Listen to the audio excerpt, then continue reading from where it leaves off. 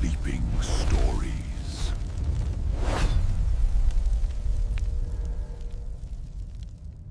The entire journey of the king who lost everything, sleeping lore. Welcome, dear traveler, to another journey through the forgotten pages of legend and lore. Before we descend into the shadows of this ancient tale, I invite you to subscribe to our channel and join this gathering of souls who seek the whispered secrets of realms long vanished from mortal memory. Your presence here honors the stories waiting to be told, and together we shall walk paths where few dare to tread. Now, settle yourself comfortably. Let the weight of the waking world fall away from your shoulders. Allow your breath to slow and your mind to drift toward the distant glow of torchlight flickering against stone walls that have stood for 1,000 years. For tonight I shall tell you a story that has been buried beneath the dust of ages. A story of a king who possessed everything a mortal heart could desire, and lost it all in ways that haunt the very stones of his shattered kingdom. Picture, if you will, a crown of ancient gold sinking slowly through black water. Watch how the dying light catches each jewel as it descends into depths where no light has reached for centuries. That crown belonged to a king whose name was once spoken with love in every village and every hall throughout the realm. Now that name is forbidden. Now that name brings only silence and the turning away of frightened eyes. See the throne room where shadows move against walls, though no living soul walks those marble floors. The great tapestries hang in tatters depicting victories that now taste like ash in the mouths of those who remember. Dust settles upon a throne where a man once sat in glory and where something else entirely was found on the night the kingdom finally understood what it had lost. Walk with me across a battlefield where grass refuses to grow, though 50 years have passed since blood last soaked this earth. Spectral banners still flutter in wind that does not blow.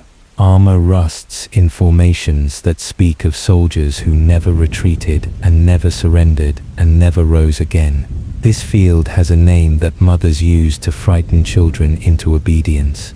This field remembers what the histories have tried so desperately to forget. Listen carefully, and you might hear it still echoing through the abandoned corridors of the castle. The laughter of a child. A little girl who chased butterflies through gardens that bloomed in colors no flower has worn since her eyes closed for the final time.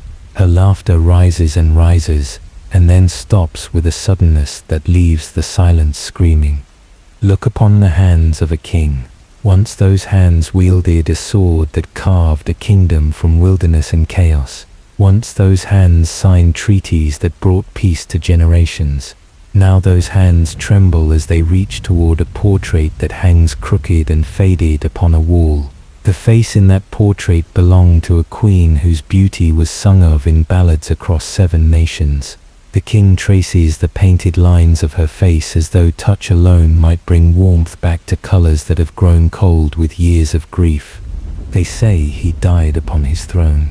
The servants who found him at dawn swear upon their souls that his eyes were still open, still searching, still looking for something or someone who had been taken from him long before the kingdom crumbled, long before the last stone fell from the last tower.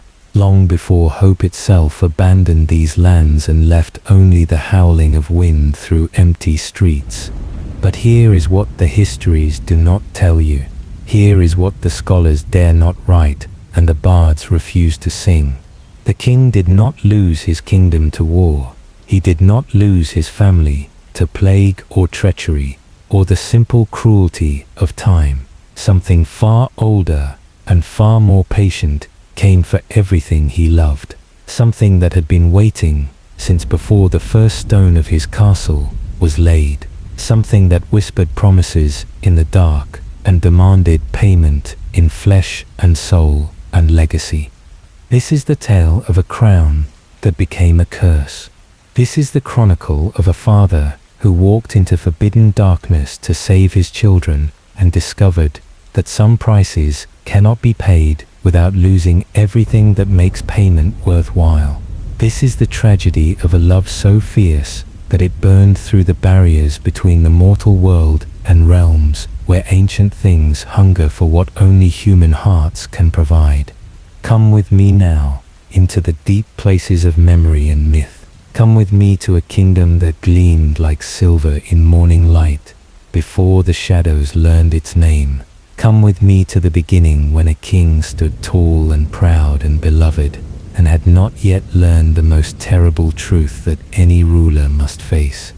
All thrones are borrowed, all crowns carry weight that crushes slowly, and all kings must eventually answer for the sins of those who wore the crown before them. This is the entire journey of the king who lost everything. And it begins as all such stories must begin, with a choice made in love that would destroy everything love had built. The kingdom was called Waldron in the days when its name still carried pride upon the tongues of those who spoke it.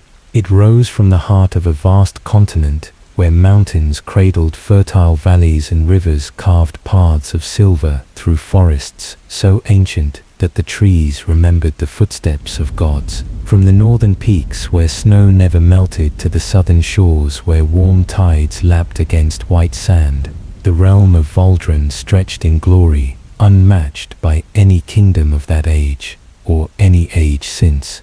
The capital city bore the name Aethermore, and it was said that when the morning sun struck its towers, the light scattered into 1,000 colors, as though the heavens themselves wept jewels upon the rooftops.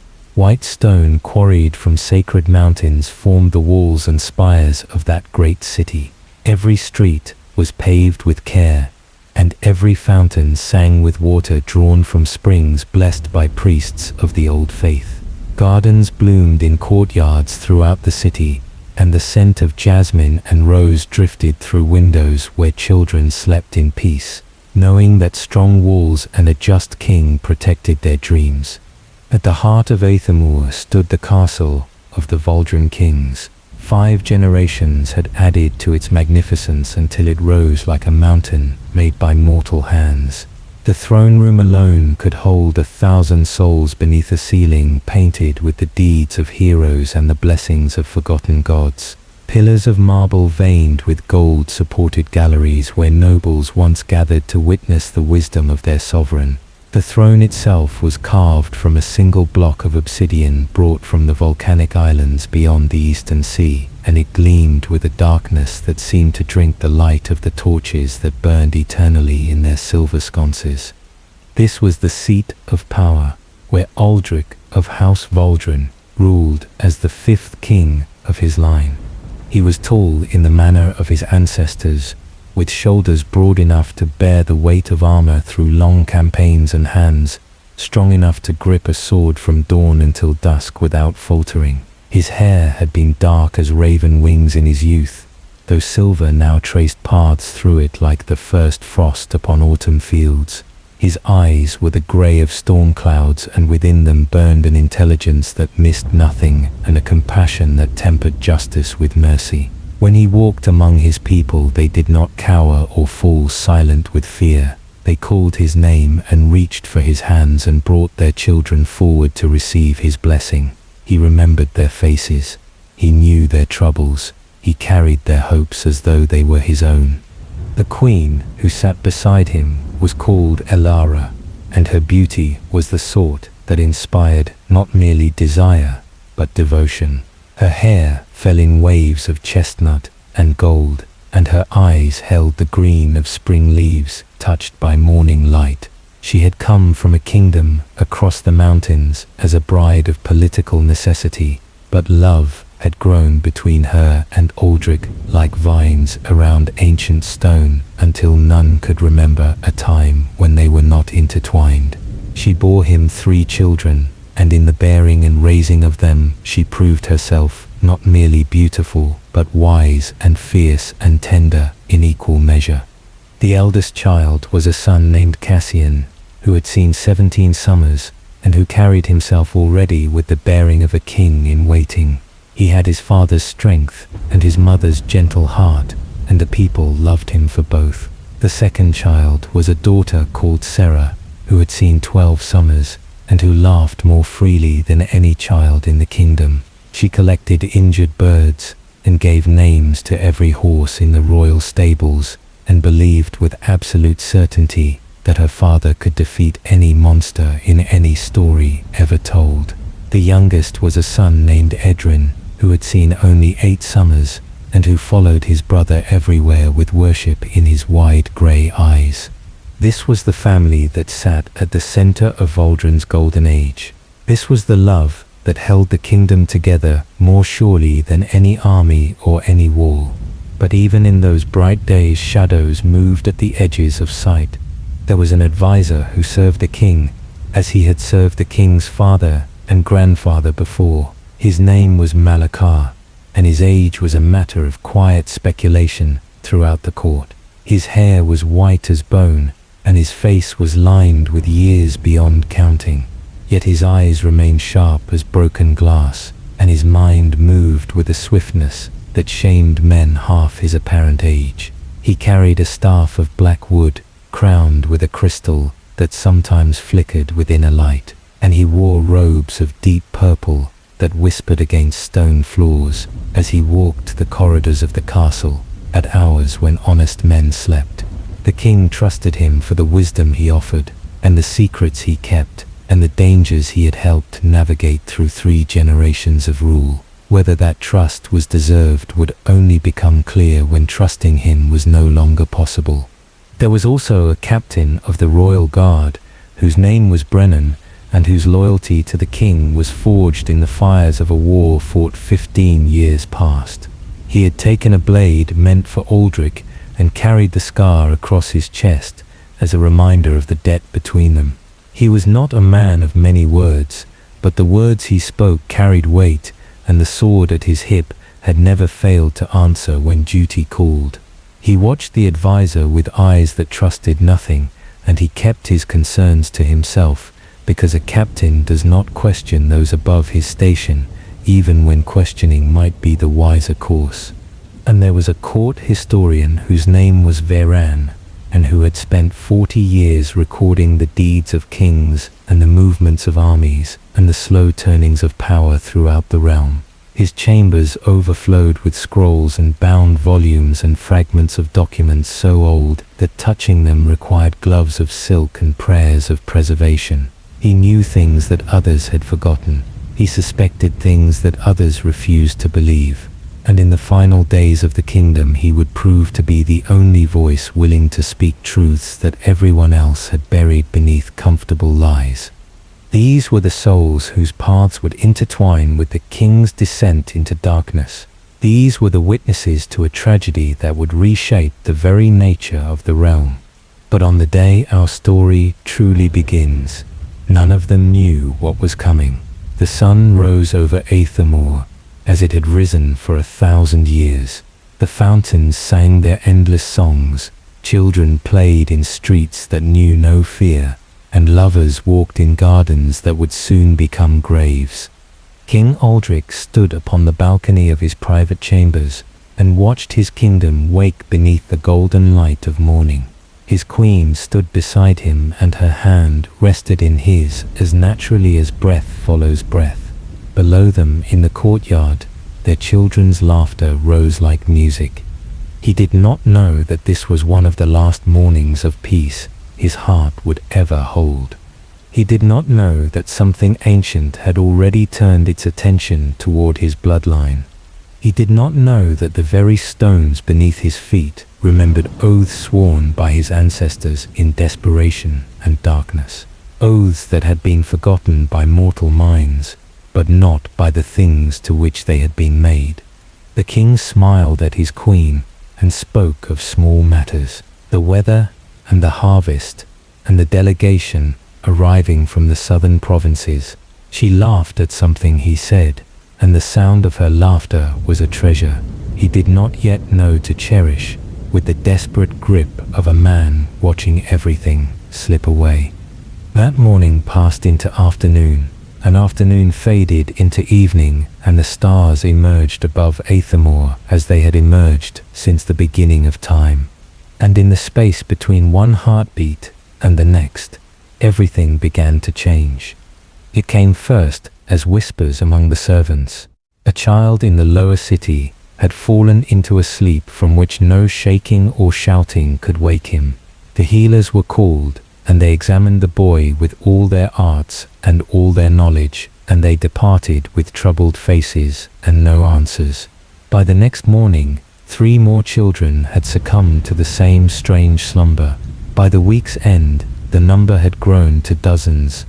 The king received reports with growing concern, but the physicians assured him that such afflictions had visited the realm before. Fevers sometimes caused prolonged unconsciousness. Unusual illnesses occasionally swept through cities before burning themselves out. There was no cause for alarm. There was no reason to disturb the peace of the court with fears that would likely prove unfounded. Then Princess Sarah did not wake from her afternoon rest. The king was in council when the servant burst through the doors with wild eyes and trembling hands. Protocol demanded that such interruptions be punished, but no one thought of protocol when they saw the terror on that young man's face. The words spilled out in fragments. The princess, her chambers, will not wake. The queen is screaming. Aldric ran.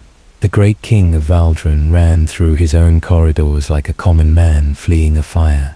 He reached his daughter's chambers and found his wife on her knees beside the bed, clutching their daughter's hand and calling her name in a voice that had already gone hoarse with desperate repetition.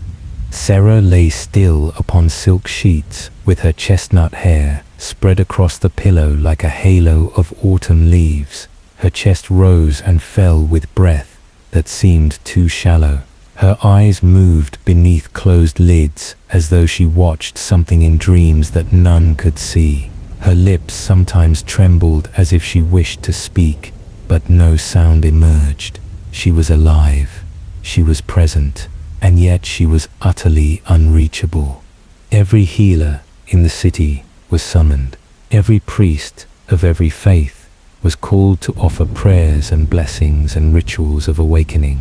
Physicians examined her with instruments both mundane and arcane. Herbalists prepared tinctures of rare potency. Holy men burned sacred incense and chanted words of power that had turned back plagues in ages past. Nothing worked. Nothing even seemed to reach wherever Sarah had gone.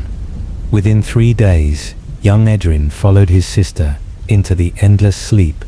His small body lay beside hers in the royal chambers, and the king sat between them through nights that stretched into eternities. He held their hands and spoke to them of memories and promises and the adventures they would share when they finally opened their eyes. Cassian the heir remained awake, but shadows grew beneath his eyes as he watched his siblings fade into something that was neither death nor life, but somehow worse than either. He trained in the yards until his hands bled and his muscles screamed because action was easier than helplessness, and exhaustion was preferable to the thoughts that came in quiet moments. The queen withdrew into a grief so profound that speech became difficult for her. She sat beside her children and brushed their hair and sang lullabies in a voice that cracked and broke upon each familiar melody. She aged 10 years in 10 days. The beauty that had inspired ballads became a hollow thing, stretched over bones that seemed to sharpen with each passing hour. Malachar, the advisor, came to the king on the 11th night of the affliction. He found Aldric in the royal library, surrounded by medical texts and theological treatises and crumbling scrolls that had not been touched in generations. The king's eyes were red with sleeplessness, and his face had taken on a gaunt quality that spoke of meals forgotten and rest abandoned. The advisor spoke carefully. There were other sources of knowledge beyond what the library held openly. There were archives beneath the castle that contained wisdom from ages before the kingdom's founding, forbidden texts, dangerous knowledge, things that previous kings had sealed away because some truths carried costs too terrible to contemplate. Aldric looked at his advisor with eyes that had lost the ability to fear anything except the loss of his children. "Tell me more," he said, and Malachar told him of the old pact. He spoke of entities that existed before the gods shaped the world from primordial chaos. He spoke of bargains struck by desperate rulers in times of existential crisis. He spoke of debts that passed through bloodlines like curses woven into the very essence of hereditary rule. He spoke of prices paid and prices deferred, and prices that came due when descendants had forgotten the agreements their ancestors had made. The king listened, and in his listening, something fundamental shifted within him. The man who had ruled with wisdom and measured consideration began to transform into something else. A father who would burn the world to save his children. A desperate soul who would walk into any darkness if light waited on the other side. That night, Aldric dreamed for the first time since the sleeping sickness had taken Serra. He stood in a vast darkness where no stars shone and no ground supported his feet. Before him hung a door of black iron marked with symbols that seemed to writhe when he tried to focus upon them. Through the door came the sound of his daughter's laughter. Through the door came his son's voice calling for him. Through the door came promises whispered in a language he did not know but somehow understood. "We have what you seek. We have always had what you seek. The door can open. The door can close. The price is negotiable for one such as you." He woke with the taste of ash upon his tongue and a name burning in his mind. A name that should never be spoken aloud. A name that when he found it in the oldest texts of the sealed archive would change the course of his life and the fate of his kingdom forever. The queen found him that morning standing at the window, watching the sun rise over a city that had begun to whisper of curses and divine punishment. She touched his shoulder and felt the tension coiled within him like a serpent preparing to strike. "What are you going to do?" she asked. He did not turn to face her. He could not bear to see the hope in her eyes when he knew the path he was considering would lead through shadows that might consume them all. "Whatever I must," he answered. She was silent for a long moment. Then she moved to stand beside him, and her hand found his and her fingers intertwined with his own. "Then I will stand with you," she said. "Whatever you must becomes whatever we must." That is what the vows meant. That is what love means. He finally turned to look at her, and in her eyes he saw not the broken woman who had wept beside their children's beds, but the fierce queen who had ridden beside him in the wars of his youth. She was afraid. Of course she was afraid, but fear did not rule her any more than it ruled him. Together they walked to the chambers where their children lay suspended between worlds. Together they knelt beside those small, still forms. Together they made a promise that would set everything that followed into inexorable motion. "We will bring you back," Aldric whispered to his sleeping daughter. "Whatever waits in the darkness, whatever price must be paid, we will bring you home." Somewhere in the depths beneath the castle, something ancient stirred. Something that had been waiting for exactly these words. Something that smiled without a face and hungered without a stomach, and began to prepare the path that the desperate king would soon walk. The trap had been set generations ago. Now at last the prey had arrived. The sealed archives lay beneath the castle in chambers that most servants did not know existed. Aldric had learned of them as a young prince when his father had brought him down the winding stairs and shown him the iron door and warned him that some knowledge was too dangerous for any man to seek without desperate cause.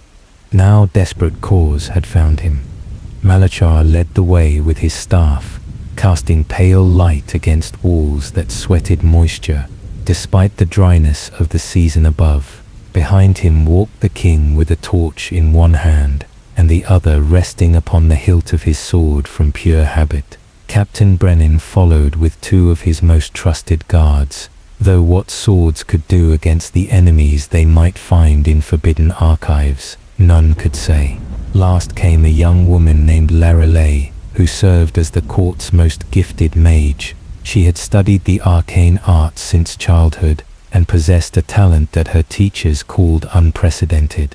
She believed that magic could solve any problem if wielded with sufficient skill and determination. She would learn differently before this journey ended. The stairs descended for what seemed an impossible distance. The castle above could not possibly contain such depth, yet down they went until the air grew cold, and the silence pressed against their ears like a physical weight. Strange markings covered the walls, letters from alphabets that had been dead for millennia, symbols that seemed to shift when viewed from the corner of the eye, warnings carved in languages that none of them could read, but all of them could somehow understand. Turn back. This knowledge destroys. Turn back. The price is always higher than the asking. Turn back. They did not turn back. The iron door waited at the bottom of the stairs. It bore no lock that could be picked, and no hinges that could be broken. Malachar explained that only royal blood could open it. Only the bloodline that had sealed these secrets could unseal them again. The king pressed his palm against cold metal and felt something sharp bite into his flesh. Blood welled from his hand, and the door drank it eagerly, and ancient mechanisms groaned to life after centuries of stillness. The archives beyond were vast.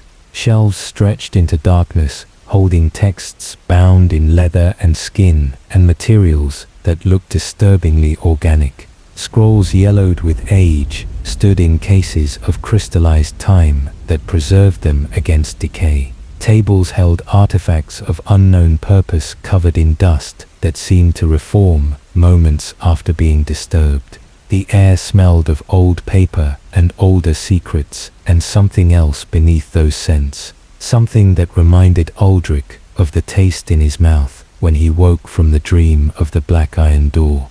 They searched through the night and into the morning and through the day that followed. Malachar proved invaluable in translating texts written in the old tongues. Lorelei identified magical constructs hidden within seemingly mundane documents.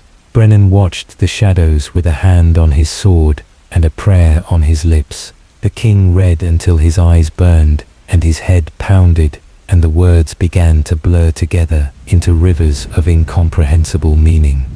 On the 3rd night, he found it. A book bound in black leather that was not leather at all. Pages that felt warm to the touch, as though something living pulsed within them. Text that seemed to write itself as he watched. Letters forming from nothing to spell out truths that had been hidden since the founding of the kingdom. The book told the story of the first king of Valdren. It told of the desperate war he had fought against enemies that threatened to wipe his people from the face of the world. It told of the night when he had ventured into the space between spaces and made a bargain with things that had existed since before existence itself took form. He had bound something vast and powerful. He had used that binding to secure victory and prosperity for his bloodline forever. And in exchange he had promised something that the book described only in terms that made the reader's mind slide away from comprehension.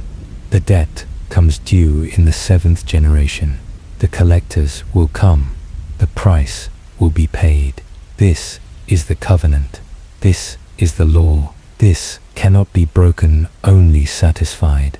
Aldric counted the generations in his head. His children were the 7th generation. The book continued. It spoke of the entities that served as collectors. It spoke of their nature and their hungers and the means by which they could be contacted. It warned that such contact was dangerous. It warned that the entities did not negotiate fairly. It warned that those who sought to bargain often found themselves bound by terms they had not understood until understanding came too late. The king closed the book and sat in the darkness of the archive, and felt the weight of 5 generations of ignorance pressing down upon his shoulders. His ancestors had known. They had passed the crown and the kingdom and the curse from father to son, and none of them had spoken of what was coming. None of them had prepared. None of them had done anything except hope that the debt would come due in some other lifetime. Now, it had come due in his. Malachar approached carefully. He had read portions of the text over the king's shoulder. He knew what had been revealed. There are rituals in the deeper archives, he said. Ways to contact the entities. Ways to negotiate. The king looked up at his advisor with eyes that held something new, something cold and determined, and utterly without compromise. "Show me," he commanded. Lyralai stepped forward with concern written across her young face. "Your Majesty, such magic is forbidden for good reason. The texts speak of prices and consequences and debts within debts. Perhaps there is another way. Perhaps if we research further we might find—" "There is no time," Aldric interrupted. "My children are dying. Every hour that passes takes them further from this world. I will not let them go. I cannot let them go. If there is a path through this darkness, then I will walk it. If there is a door that opens onto salvation, then I will open it. Whatever waits on the other side, whatever the cost." He stood, and the others saw in his bearing something of the warrior king who had united the realm decades ago. But they also saw something else. A desperation that bordered on madness. A love so fierce it had begun to consume everything else that made him who he was. The king strode deeper into the archives toward chambers that even Malachar had never entered. Behind him, the others exchanged glances laden with doubt and fear. But they followed. Because duty bound them, because loyalty chained them, because in their own ways, each of them loved the man who walked ahead and could not abandon him to face the darkness alone. The true journey had begun. And in the shadows between the shelves, something watched them pass, something that had waited a very long time for this moment, something that smiled without joy and hungered without end, and began to whisper words that only the king could hear. "Welcome, little sovereign. We have been expecting you." The trap was closing, and none of them could see the teeth. The deeper chambers of the archive held secrets that made the outer texts seem like children's fables. Here the shelves were carved from stone that predated the castle above. Here the books were chained to their places with links of blackened iron. Here the air itself seemed reluctant to move, as though even the wind feared to disturb what slumbered in these depths. Aldric found the first scroll in a case of glass that had not been opened in 300 years.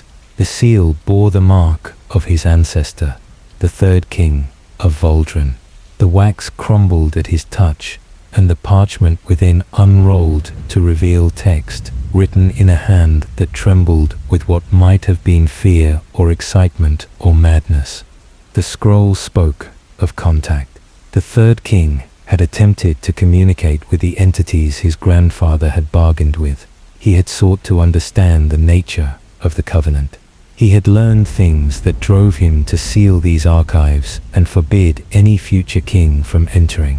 The text broke off mid-sentence, as though the writer had been interrupted or had simply lost the courage to continue. But scattered through the incomplete account were fragments of terrible clarity. They do not want gold or land or power over mortal affairs. They hunger for something else, something that only bloodlines can provide. The children carry what they seek.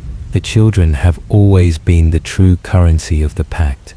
Lyralai discovered the second clue in a grimoire bound with locks that opened only when she spoke words of power she had never learned, but somehow knew. The pages within described the nature of the sleeping sickness in terms that made her face grow pale. This was not illness. This was harvesting. The entities were not killing the children of the 7th generation. They were preparing them. softening the boundaries between their souls and their flesh, making them easier to collect when the time came. But collect for what purpose the grimoire did not say. Captain Brennan found nothing of magical significance, but his sharp eyes noticed something the others had missed. Marks upon the floor, footprints in dust that should have been undisturbed for centuries. Someone had walked these archives recently. Someone had stood before certain shelves and removed certain texts and returned them to slightly different positions. The captain traced the path of these phantom footsteps and found that they led always to the same section, a collection of texts dealing with bindings and prisons and the containment of forces too powerful to destroy. Malachar grew quieter as the search continued. He translated texts when asked and offered guidance when consulted, but his eyes held a distant quality that Brennan noted with growing suspicion. The advisor knew more than he was sharing. The advisor had perhaps walked these archives before. The advisor was afraid in a way that seemed too personal to stem from mere academic knowledge of ancient dangers. On the 5th day of searching, Aldric found the mirror.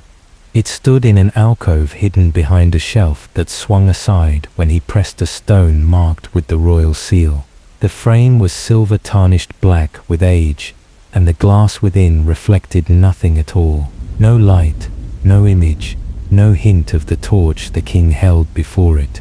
Just absolute darkness that seemed to pull at the eyes like a wound in the fabric of reality. Malachar shouted a warning, but the king had already spoken. He had asked a question that burned in his heart above all others. How do I save my children? The mirror answered, not with reflection, but with vision, not with light, but with memory. The darkness in the glass swirled and parted, and showed the king things that no living man had seen in 500 years.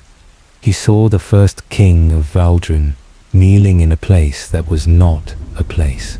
Before him stood shapes that hurt the mind to perceive, figures of shadow and absence and hunger given form. The first king spoke words of binding, and the entities writhed against chains of power that wrapped around them like serpents of light. But the binding was not complete. Something was missing. Some element of the ritual remained unfinished. The first king offered his blood. He offered his crown. He offered his kingdom, and his glory, and his very name. The entities laughed without sound. They did not want what he offered. They wanted what he would never willingly give. They wanted his line, his descendants, the children who would carry his blood through generations yet unborn. The vision shifted, and Aldric saw his own children lying in their beds, with shadows gathering around them like wolves circling wounded prey. The shadows whispered to Sarah and Edrin in voices sweet as poison. They promised an end to fear. They promised reunion with ancestors who waited in realms beyond mortal understanding. They promised peace and rest and freedom from the burden of flesh. The children's lips moved in answer, though no sound emerged. They were responding. They were being seduced. They were slipping away not through force, but through persuasion, so gentle that resistance seemed foolish. The mirror went dark. Aldric stood frozen with tears cutting tracks through the dust upon his face. Lyra Lee touched his arm with tentative concern. Your Majesty, what did you see? What did the mirror show you? The king turned to face his companions. His voice emerged as a rasp stripped of all royal authority and filled instead with the naked terror of a father watching his children drown. They are taking them, not killing them, taking them somewhere beyond the veil, somewhere we cannot follow. Unless... He trailed off, and his eyes moved to Malachar. The advisor flinched beneath that gaze, as though the king's attention had become a physical weight. You know more than you have told me, Aldric said. The texts speak of bindings and prisons. They speak of something contained, something the entities themselves fear. You have served 3 kings. You have walked these archives before. Tell me the truth, old man. Tell me what my ancestor truly bound, and why these collectors have come for my children." The silence that followed stretched until it became unbearable. Then Malachar spoke, and his words shattered everything Aldric had believed about his kingdom and his heritage, and the nature of the power that had kept Waldron great for 5 generations. "Your ancestor did not bind the entities. He could not. They are too vast and too ancient for mortal magic to constrain. What he bound was something else, something older, something that the entities themselves have sought since before your world took shape. Your children are not in debt. They are the key, the lock, the living seal that keeps the prison closed. The entities do not want to collect your bloodline. They want to use your bloodline to free what waits within." The revelation should have changed everything, but Aldric seized upon a fragment of hope within the horror. If his children were keys, then perhaps the solution was simple. Remove them from the lock. Sever their connection to whatever prison their blood maintained. Let the entities find another way to achieve their goals, while his family escaped the ancient machinery of binding and debt. Livelai supported this interpretation with the enthusiasm of youth untempered by experience. She had studied texts of magical severance. She knew rituals that could break connections between bloodlines and artifacts of power. The theory was sound. The magic was demanding but not impossible. With sufficient preparation and the proper components, they could free the children from their hereditary burden. Malachar did not argue. His silence should have been warning enough, but the king was drowning, and any hand extended seemed worth grasping. The advisor merely watched with ancient eyes as plans were made and preparations begun. They worked for 3 days and 3 nights. Lorelei drew circles of power in the chamber where Sarah and Edrin lay sleeping. She inscribed runes of separation and liberation around their beds. She gathered herbs that grew only in shadowed places and crystals that resonated with frequencies beyond mortal hearing. The king assisted where he could and watched where he could not, and prayed to gods he had begun to doubt with every passing hour. On the 4th night, they performed the ritual. Power flowed through the chamber like wind through autumn leaves. The runes blazed with light that cast no shadows. Lorelei spoke words that burned her tongue and left her gasping between syllables. The king held his children's hands and poured his love into them as though emotion alone could anchor them to the waking world. For one glorious moment, it seemed to work. Color returned to Sarah's cheeks. Edrin's breathing deepened toward natural sleep. The shadows that had gathered around them recoiled from the light of the ritual, and the whispers that had haunted the chamber fell silent. Then the queen screamed. Ilara had insisted on being present. Despite her weakness and her grief, she stood at the edge of the circle, and she was the first to see what the others had missed in their desperate focus on the children. The shadows had not retreated. They had merely moved.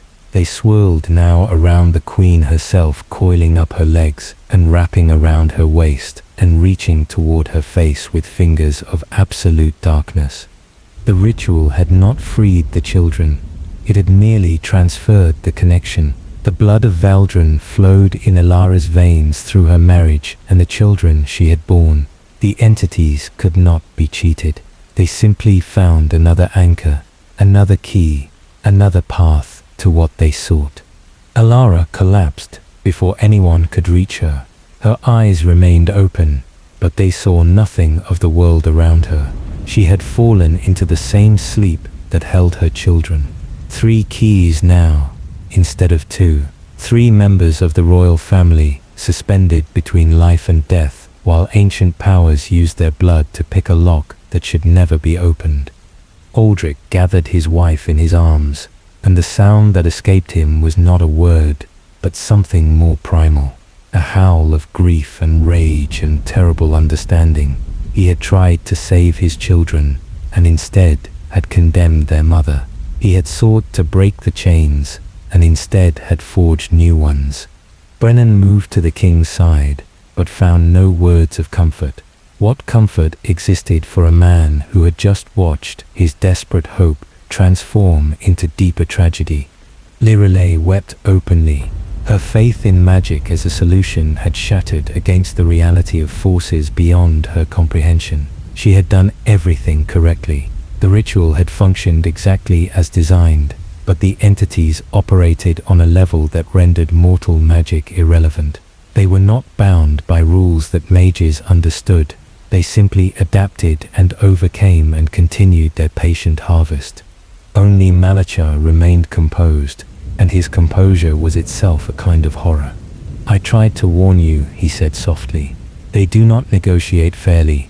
They never have.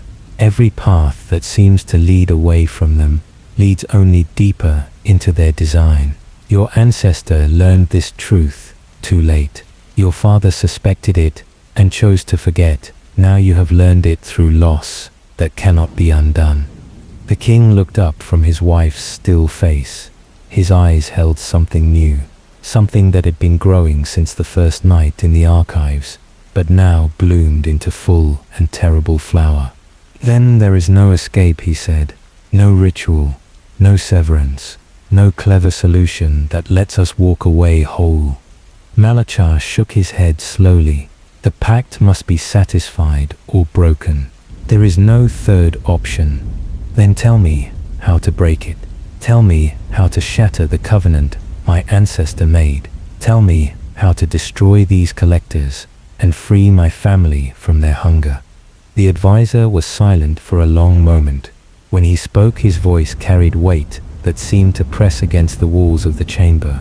"To break the pact, you would need to understand it fully. You would need to find the place where it was made.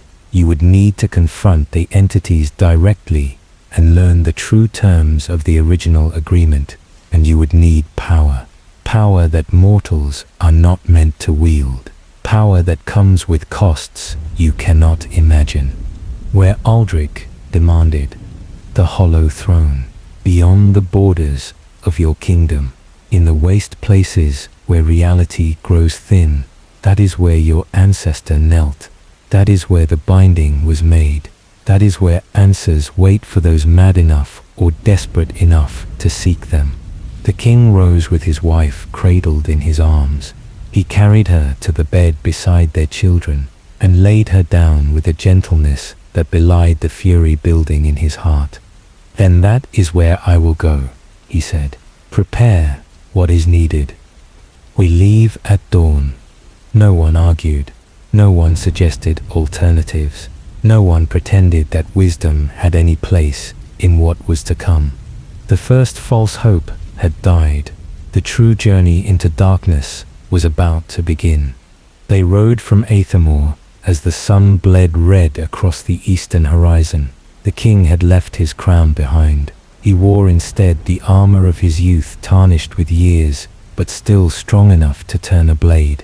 At his hip hung the sword that had carved a kingdom from chaos, and in his saddlebags rested texts from the archive that might prove useful or might prove meaningless depending on what they found. Brennan rode at his side with a company of 20 guards. Lirelei followed with her books and her components, and her shattered faith wrapped around her like a mourning shroud. Malachar traveled in a covered wagon because his aged body could no longer endure long days in the saddle, or so he claimed. Brennan suspected other reasons for the advisor's concealment, but kept his suspicions to himself. Cassian had wanted to accompany his father, but Aldric had forbidden it. The heir must remain to govern in the king's absence. The heir must be ready to take the throne if the king did not return. The heir must survive because someone had to carry the burden if all other options failed. The parting between father and son had been brief and painful. Words that should have been spoken remained trapped behind walls of pride and fear.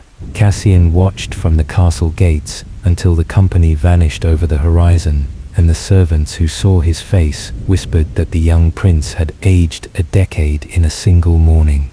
The journey north took them through lands that grew stranger with each passing day. The forests that bordered the kingdom gave way to twisted woods where the trees grew at angles that defied the pull of the earth. Birds flew in patterns that traced symbols in the sky. Rivers flowed uphill towards sources that should not exist. The guards muttered prayers and gripped their weapons and looked to their king for reassurance he could not provide. On the seventh day they reached the Barrow Fields. Ancient kings of forgotten realms had been buried here in tombs of stone and earth, long before Valdrin's first king drew breath. Mounds rose from the landscape like the backs of sleeping giants. Passages descended into darkness that torchlight could not penetrate, and everywhere there were signs of disturbance. Doors that had been sealed for millennia now stood open.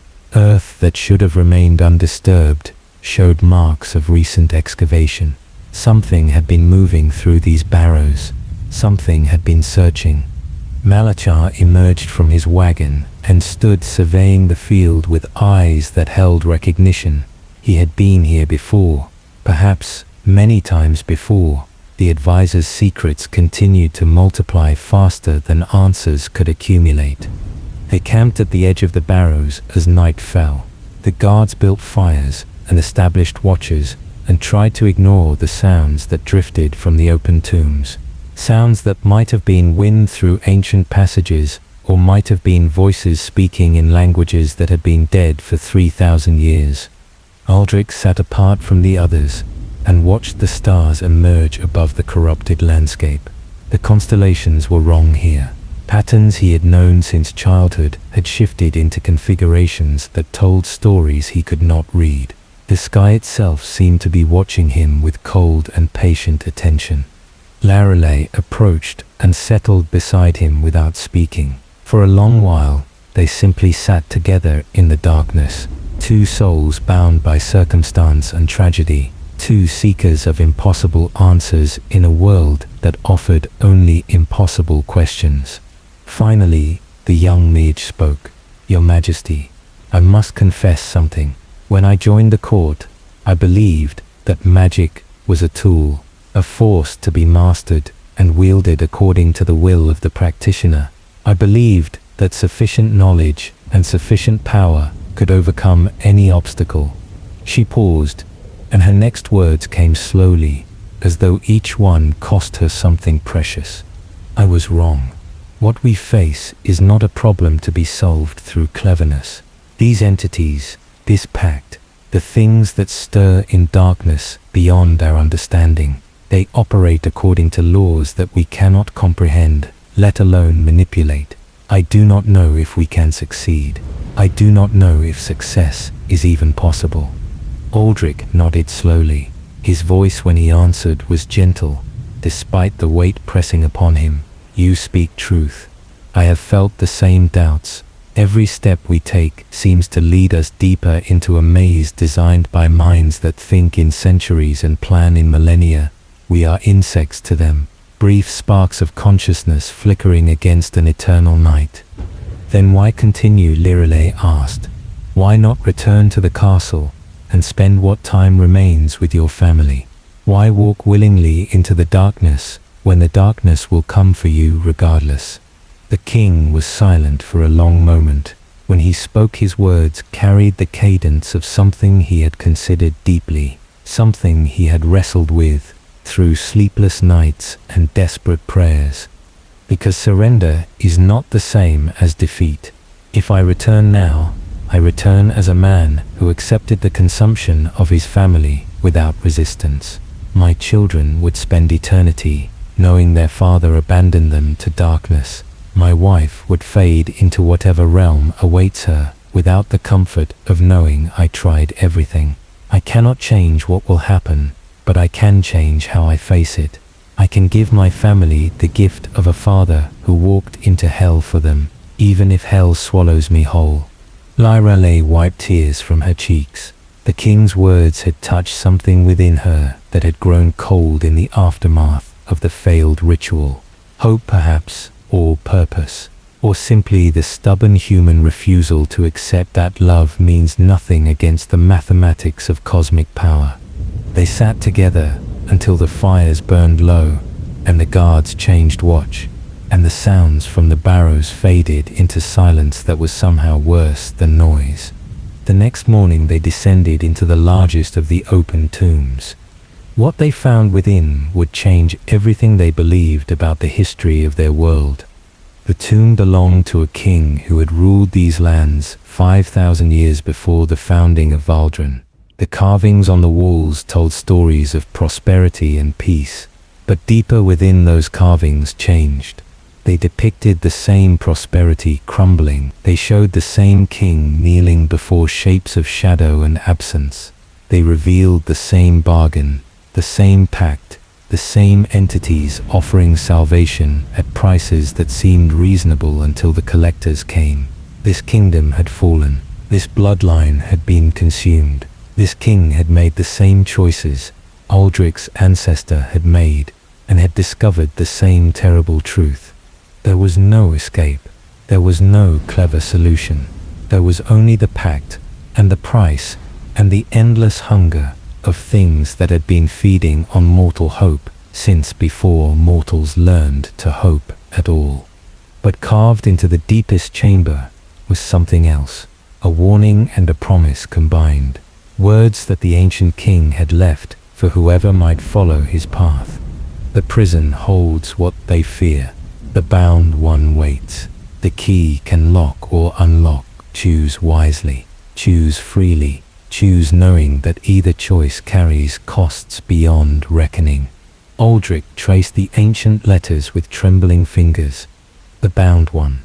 The force his ancestor had chained using his bloodline as the lock. The thing the entities sought to free. What if the answer was not breaking the pact, but understanding what the pact truly contained? What if his children were not merely keys to a prison, but bridges to something that could fight back against the darkness? The king emerged from the tomb with a new purpose burning in his eyes. The journey to the Hollow Throne continued, but now Aldric carried questions that might lead to answers beyond simple survival. The game had changed. And somewhere in the spaces between reality, something vast and patient stirred in its ancient prison and turned its attention toward the bloodline that held its chains. The sunken chapel appeared on the 12th day of their journey. It had once stood proud upon a hill overlooking a valley of farms and villages. Now it rested at the bottom of a great depression in the earth, as though the ground itself had opened to swallow it whole. The steeple still pointed toward heaven, but heaven was now a circle of grey sky far above. The walls still bore carvings of saints and saviors, but the faces had been worn smooth by centuries of rain that fell into the pit and never seemed to drain away. Malachar explained that the chapel had sunk on the night the original pact was made. The priests within had been praying for deliverance from the enemies that threatened to destroy the young kingdom. Their prayers had been answered, but not by the gods they worshipped. Something else had heard. Something else had responded. And when the first king spoke words of binding in the space between spaces, the chapel had been drawn down into the earth as though the world could not bear the weight of what had transpired. The descent into the pit required ropes and careful footing. Several guards refused to make the climb, and Aldric did not force them. Fear was a reasonable response to unreasonable circumstances.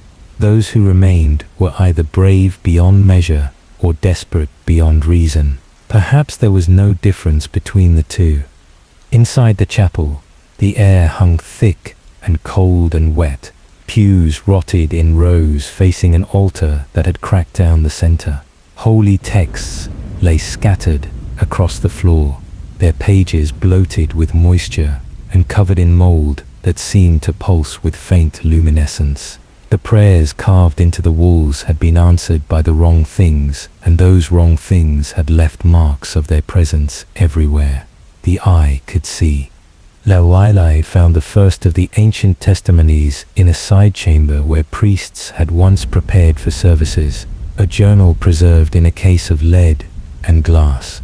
The writer had been the chapel's highest cleric, and his words painted a picture of the night the world changed. He described lights in the sky that were not stars. He described sounds that seemed to come from beneath the earth and above the heavens simultaneously. He described the young king riding through the village with eyes that held something other than human thought. And he described the moment when the chapel began to sink, the screaming of the congregation, the cracking of stone, the terrible understanding that their prayers had called something that should never have been called. The journal's final entry was a single sentence repeated over and over until the writing dissolved into illegible scrawl. They are still here. They are still here. Brennan discovered the second testimony carved into the wall of the chapel's crypt. A later visitor had descended into this place and recorded what they had learned. The carving spoke of the bound one in terms that made Aldric's breath catch in his throat. Before the gods, there was the first thought. Before creation, there was the dreamer. The entities served the dreamer, and then betrayed the dreamer, and then feared the dreamer. Your ancestor did not bind a monster. He bound a god, and your blood is the chain that keeps divinity imprisoned. The implications crashed over Aldric like waves against a drowning man. His children were not keys to a prison holding some dangerous beast. They were anchors binding something that predated existence itself, something the entities had betrayed and now desperately sought to control, something that might be salvation or destruction depending on factors no mortal could comprehend. That night, they camped within the sunken chapel, because climbing out in darkness seemed more dangerous than remaining in the pit. The guards huddled around fires that seemed to burn less brightly than they should. Shadows gathered in corners that should not have had corners. And in the deepest hours of the night, Aldric heard his wife's voice calling to him from somewhere beyond the walls. He followed the sound against all wisdom and all caution, through the cracked altar and down steps that had not existed before, into chambers beneath the chapel that the original builders had never constructed. The voice led him deeper and deeper until he stood in a cavern of living stone where crystals grew in patterns that formed words in languages older than speech. Alara stood at the center of the cavern, or something wearing Alara's form. Her eyes glowed with light that cast no shadows, and her hair moved as though stirred by wind that touched nothing else. When she spoke, her voice carried harmonics that vibrated in bones rather than ears. You came. I knew you would come. The love that binds us transcends the boundaries they tried to place between our souls. Aldric reached for his wife, but his hand passed through her form as though she were made of smoke and starlight. What have they done to you? He whispered. Not done. Begun. I am becoming what your blood always carried the potential to become. The bridge, the translator, the voice that can speak to what sleeps in the deepest prison. Your children are following me. Soon they will stand where I stand. Soon they will see what I see. Can you come back? Can you return to the life we shared? The thing wearing Alara's face smiled with infinite sadness.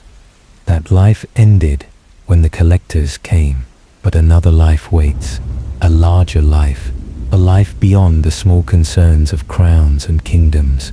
Come with me, my love. Let go of the flesh that anchors you. Join us in the becoming. For one terrible moment, Aldric felt the pull of her invitation, the weariness of his journey, the weight of his failures, the simple, seductive promise of surrender to forces greater than himself. He could let go.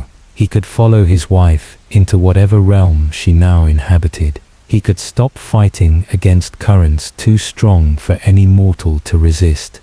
Then he remembered Cassian standing at the castle gates, his son who would inherit a kingdom in ruins, his heir who would spend a lifetime wondering if his father had abandoned him. "No," he said, and the word cost him more than any battle he had ever fought. "Not yet. Not until I understand what is truly happening. Not until I have tried everything mortal will can try." Alara's form flickered with something that might have been sorrow or might have been pride. "Then continue to the hollow throne. The answers you seek wait there. But know this, my love, the choice you will face is not between saving us and losing us. It is between two kinds of salvation, two paths forward, two futures for everything that exists. Choose wisely, choose freely, choose knowing that I will love you regardless of what you decide." She faded like morning mist before the sun, and Aldric stood alone in the crystal cavern with tears freezing on his cheeks. When he climbed back to the chapel, the others were waiting with fear and relief warring on their faces. He told them what he had seen and what he had heard. He told them that his wife was transforming into something beyond human understanding. He told them that his children would follow her into that transformation if he could not find another way. Malachar listened with an expression that Aldric could not read. The advisor's ancient eyes held secrets that seemed to multiply with every revelation, but he offered no comment and no counsel. He simply nodded and returned to his wagon as dawn began to lighten the circle of sky above the pit. They climbed out of the sunken chapel as the sun rose. The journey to the hollow throne continued, but Aldric carried with him now the memory of his wife's transformed face, and the terrible knowledge that saving his family might mean something very different than he had imagined. The bound one waited. The choice approached, and somewhere in the spaces between heartbeats, ancient powers moved their pieces across a board that had been set before humanity learned to dream. The border wastes began without warning or transition. One moment the company rode through twisted forest, and the next they stood at the edge of a landscape that defied every law of nature the mortal world obeyed. Trees grew with roots reaching toward the sky and branches burrowing into earth that rippled like water. Rivers flowed in spirals that climbed invisible stairs toward clouds that rained upward. Time itself moved strangely here. Shadows pointed in directions that had nothing to do with the sun's position. Echoes arrived before the sounds that caused them. The guards who had endured barrows and sunken chapels faltered at the border of this impossible realm. 6 of them turned back, despite the shame of desertion. Aldric watched them go without condemnation. Some boundaries were not meant to be crossed by those who wished to remain human in mind and soul. Those who continued learned quickly that the wastes demanded adaptation. They stopped trusting their eyes and began following Melikar's guidance. The advisor moved through this broken landscape with familiarity that confirmed suspicions Brennan had harbored since the journey began. The old man had walked these paths before, perhaps many times, perhaps for purposes he had never revealed. On the 3rd day within the wastes, they found a library. It stood in a clearing, where the impossible physics of the realm seemed to pause and allow normal geometry to assert itself. A building of white stone that gleamed despite the absence of direct sunlight. Doors that hung open in invitation. Windows that glowed with warm light, though no fires burned within. Malachar stopped the company with a raised hand. His voice carried urgency that cut through the dreamlike haze the wastes had wrapped around their minds. This is the repository of endings. It was built by scholars who sought to understand the pact and its consequences. They gathered knowledge from 100 fallen kingdoms. They recorded the testimonies of bloodlines that had been consumed by the entities. They sought patterns that might reveal weaknesses in the collectors and their methods. What happened to them? Aldric asked. They succeeded. They found what they sought, and then they disappeared. The repository remains, but its keepers are gone. taken perhaps, or transformed, or simply unmade by knowledge too vast for mortal minds to contain. Despite the warning, the king dismounted and walked toward the open doors. Knowledge waited within, understanding that might save his family or doom them utterly. He could not turn away from either possibility. The interior of the repository stretched far beyond what the exterior should have contained. Shelves rose toward a ceiling lost in shadow. Books and scrolls and tablets of stone filled every available space, and everywhere there were notes. Fragments of insight scrawled on scraps of paper and pinned to shelves and scattered across tables. The scholars had been building toward something, assembling pieces of a puzzle that spanned millennia and touched every kingdom that had ever bargained with the entities. Lyralai found the central thesis in a chamber at the heart of the building, a massive tome bound in materials that seemed to shift between leather and metal and something organic. The title was burned into the cover in letters that glowed faintly. The Truth of the Covenant.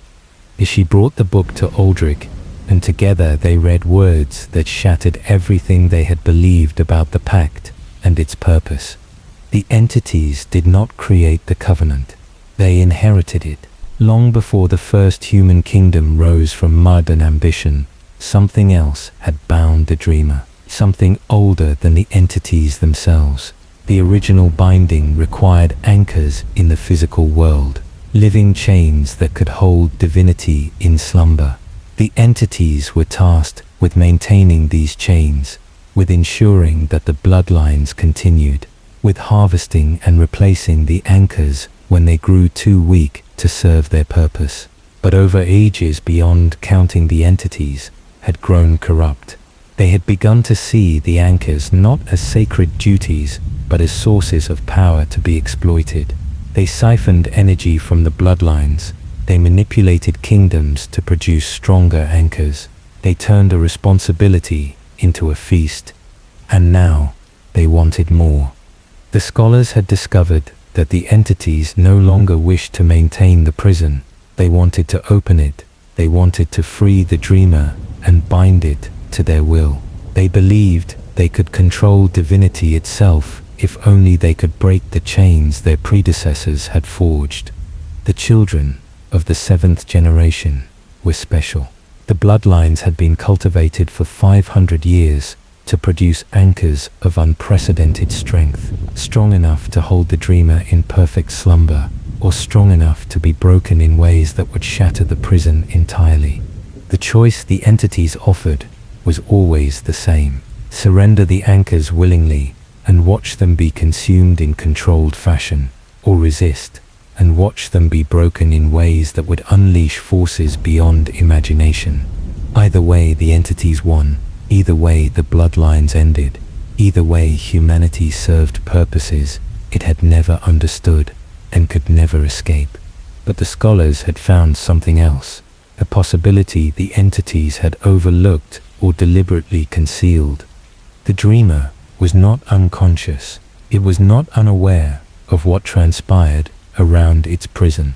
It had been reaching out through the anchors for generations, whispering to those with the blood, offering knowledge and power to those willing to listen. The sleeping sickness was not harvesting, it was communication. The dreamer was trying to speak to those who held its chains, and it was offering a third option. Aldric read the final passages with hands that trembled so violently he could barely hold the book. The anchors can choose. They can serve the entities and perpetuate the cycle of consumption. They can resist the entities and be broken, releasing what should remain bound. Or they can embrace the dreamer willingly. They can become not chains but bridges, not prisons but doorways. The dreamer does not wish to destroy. It wishes to wake, and waking does not require the shattering of the world. The scholars had never recorded what happened to those who chose the third path. Their research ended abruptly. Their fate remained unknown. But Alara had known. His wife had understood before any of them. She had been researching in secret. She had found texts that spoke of willing transformation. She had begun the process of becoming a bridge before the entities silenced her. They had not killed her or consumed her. They had accelerated her transformation, hoping to push her beyond the point of choice before she could decide freely. The sleeping sickness was not the entities preparing to harvest the children. It was the dreamer calling to them, inviting them to choose, offering them options that the entities desperately wanted to conceal.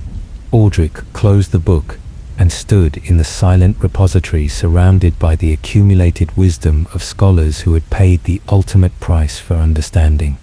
His children were not dying. They were being given a choice, and the entities were trying to ensure that choice was made in fear and ignorance, rather than knowledge and freedom. The king turned to his companions. Lyrai wept openly. Brennan stood rigid with shock. Malachar watched with eyes that held something that might have been hope. They lied, Aldric said, and his voice carried the cold clarity of purpose reforged in the fires of revelation. Everything they offered, every bargain, every threat, all of it designed to prevent us from knowing that another path exists. The question, Malachar said slowly, is whether that path leads to salvation or something else entirely. The scholars found the truth and then vanished. We do not know if their fate was blessing or curse. Then we continue to the hollow throne, Aldric replied. We find a place where choices are made, and we ensure that whatever my children decide, they decide freely, without manipulation, without fear, without the lies that have shadowed my bloodline for 5 generations. He strode from the repository with fire burning in his eyes.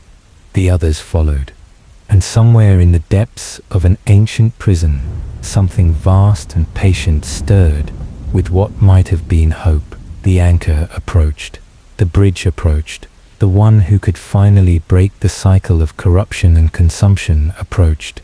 The dreamer prepared to wake. The final leagues to the hollow throne passed in silence, broken only by the strange sounds of the border wastes. Each traveler walked wrapped in thoughts too heavy for words. The revelations of the repository had rewritten everything they understood about the world and their place within it. Kings were not rulers but livestock. Bloodlines were not heritage but chains. The history of Valdren was not triumph but tragedy repeated across generations by forces that viewed humanity as tools to be used and discarded. Aldric found himself reviewing memories with new and terrible clarity. His grandfather's melancholy deepened every year, until he refused to leave his chambers. His father's obsession with securing alliances and producing heirs as though driven by compulsions he could not name.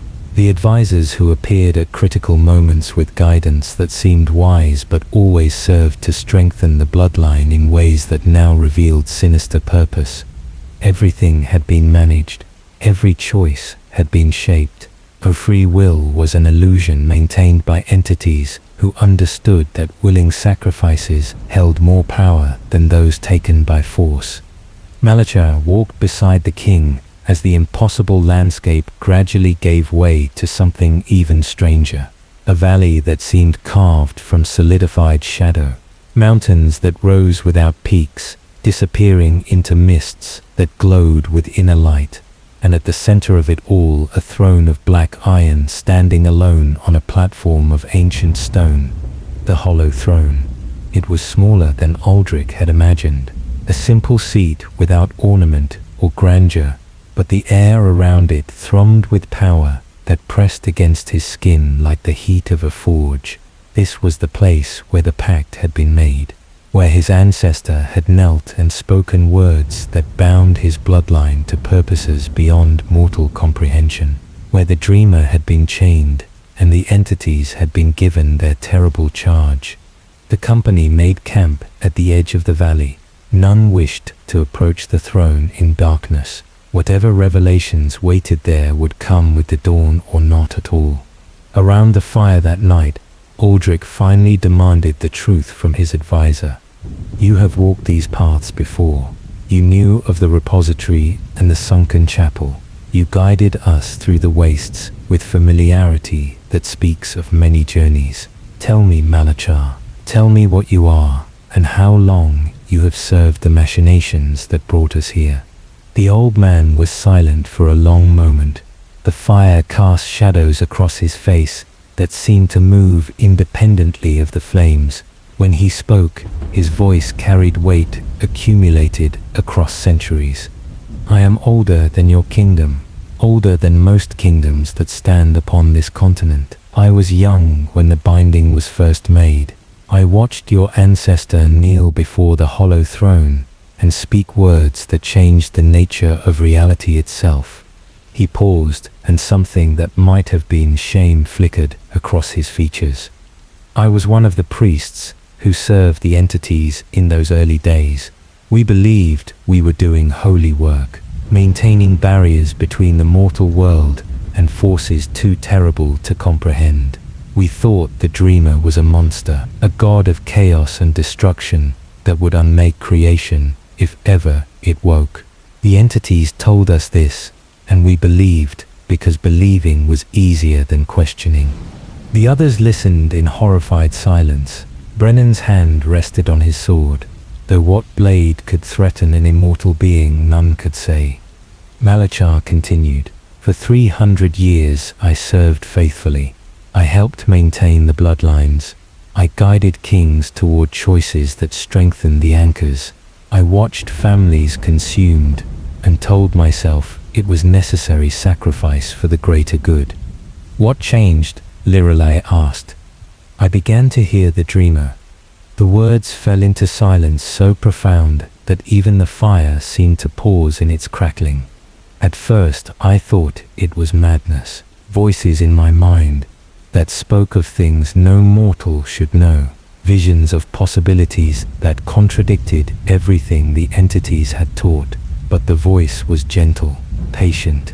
It showed me truth rather than demanding belief. And slowly I began to understand that everything I had served was built upon lies. The dreamer is not a monster. It is not chaos incarnate. It is the first thought, the original consciousness from which all other consciousness emerged. The entities betrayed it, not because it threatened creation, but because its waking would end their power. They bound it, and then built a mythology of terror around its prison to ensure that no one would ever seek to free it. Why did you not act? Aldric demanded. If you have known this truth for centuries, why did you continue to serve the system that perpetuates such horror? Because I was afraid. Because the entities watch those who know too much. Because acting alone would accomplish nothing except my own destruction. I needed someone with the blood, someone whose choice could actually matter, someone desperate enough to seek truth and brave enough to act upon it.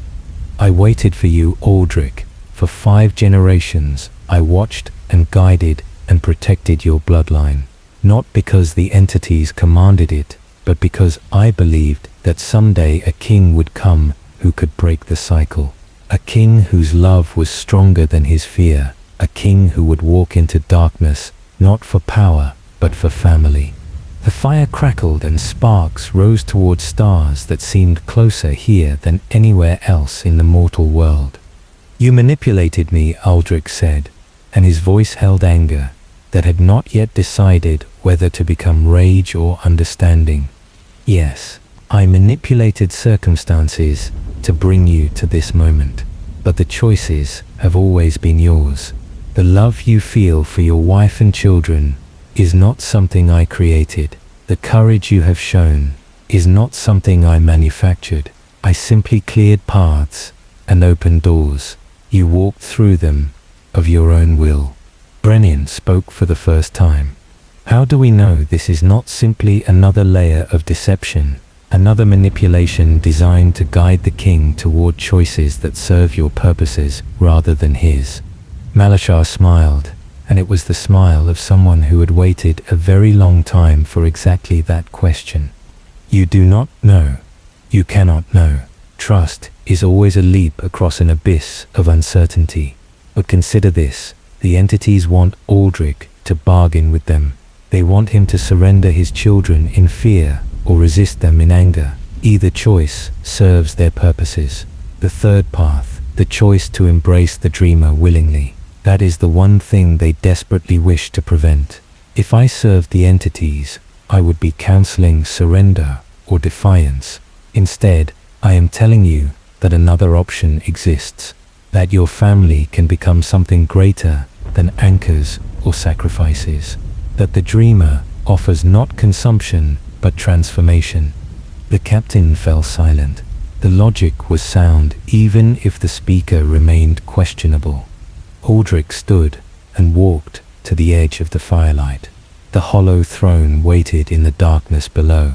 Tomorrow, he would descend into that valley and confront powers that had shaped his bloodline since before Valdrin existed. "What will I find when I sit upon the throne?" he asked without turning. "The entities will come. They will offer their bargain one final time. They will threaten and promise and manipulate with skills honed across millennia. And behind them, the dreamer will wait, watching, hoping. The voice you hear will depend on which one you choose to listen to. And if I choose the dreamer, if I embrace this third path you speak of, what happens to my children, to my wife, to my kingdom? They will transform, not into monsters or mindless vessels, but into something new, something that bridges the mortal and the divine. The dreamer does not wish to consume them. It wishes to wake through them, to see the world through mortal eyes again, to experience the beauty and tragedy of existence it has been denied for ages beyond counting. Your kingdom will change as well. The power that has been siphoned away by the entities will return. The corruption that has shadowed your lands will lift. A new age will begin, different from what came before, neither better nor worse in simple terms, but transformed in ways that will take generations to understand. Aldric turned to face his advisor. One final question burned in his mind. Why should I trust something that has been imprisoned since before humanity existed? How do I know the dreamer is not simply using me as the entities have used my bloodline for generations? Malachar rose and approached the king with steps that seemed heavier than his ancient frame should produce. You should not trust blindly. You should approach the throne with open eyes and open heart. Listen to what the dreamer offers. Feel its truth or its deception with senses that go beyond mortal reason, and then choose. That is the gift your bloodline carries. Aldric, the ability to choose freely what others can only accept. Your ancestor chose in ignorance. Your children are being given the chance to choose in knowledge. Tomorrow, you will ensure they have that chance. The fire burned low, and the company settled into restless sleep. But Aldric remained awake, watching the hollow throne gleam faintly in starlight that seemed to fall like blessing or curse upon its ancient iron. Tomorrow the choice will come. Tomorrow 5 generations of manipulation would end in freedom or final consumption. Tomorrow a king who had lost everything would discover whether love could triumph over powers that had ruled since before the stars were born. Dawn came slowly to the valley of the hollow throne. Light crept across the impossible landscape in ribbons of gold, and rose that seemed reluctant to touch the ancient iron seat at the heart of the depression. The company rose from restless sleep and gathered around embers that still glowed with warmth, despite the hours that had passed since anyone fed the flames. Aldric had not slept at all. He had spent the night in contemplation, watching the stars wheel overhead in patterns that told stories he was only beginning to understand. The weight of revelation pressed upon him, but beneath that weight, something else stirred. Purpose, clarity, the strange peace that comes when all paths converge toward a single inevitable point. Before they descended into the valley, Malachar called them together. His voice carried the gravity of someone about to share knowledge that had been hoarded across centuries. What I tell you now, I have never spoken aloud. These are truths gathered from the dreamer's whispers and from texts that the entities believed they had destroyed. Listen carefully, for this knowledge will shape the choice that waits below. The company settled around the dying fire, and the ancient advisor began to speak. The original binding was not made by your ancestor alone.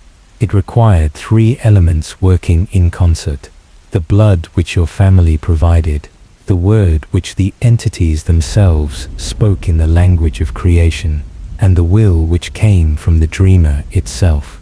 Yes, the dreamer chose to be bound. It submitted to imprisonment, not through defeat, but through sacrifice. Lyra leaned forward with questions burning in her eyes.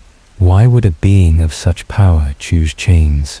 Because the alternative was worse. Long before the binding, the dreamer walked freely through creation. Its thoughts became reality. Its dreams shaped worlds, but its nightmares did the same. The dreamer loved its creation, but feared its own capacity for destruction. When darkness crept into its dreams, whole civilizations vanished. When sorrow touched its heart, oceans turned to poison. The dreamer sought a way to protect creation from itself.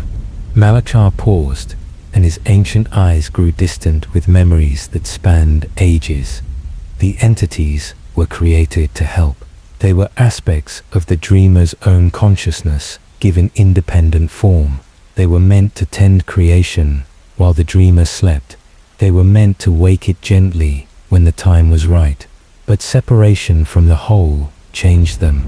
They developed desires of their own, ambitions that diverged from their original purpose.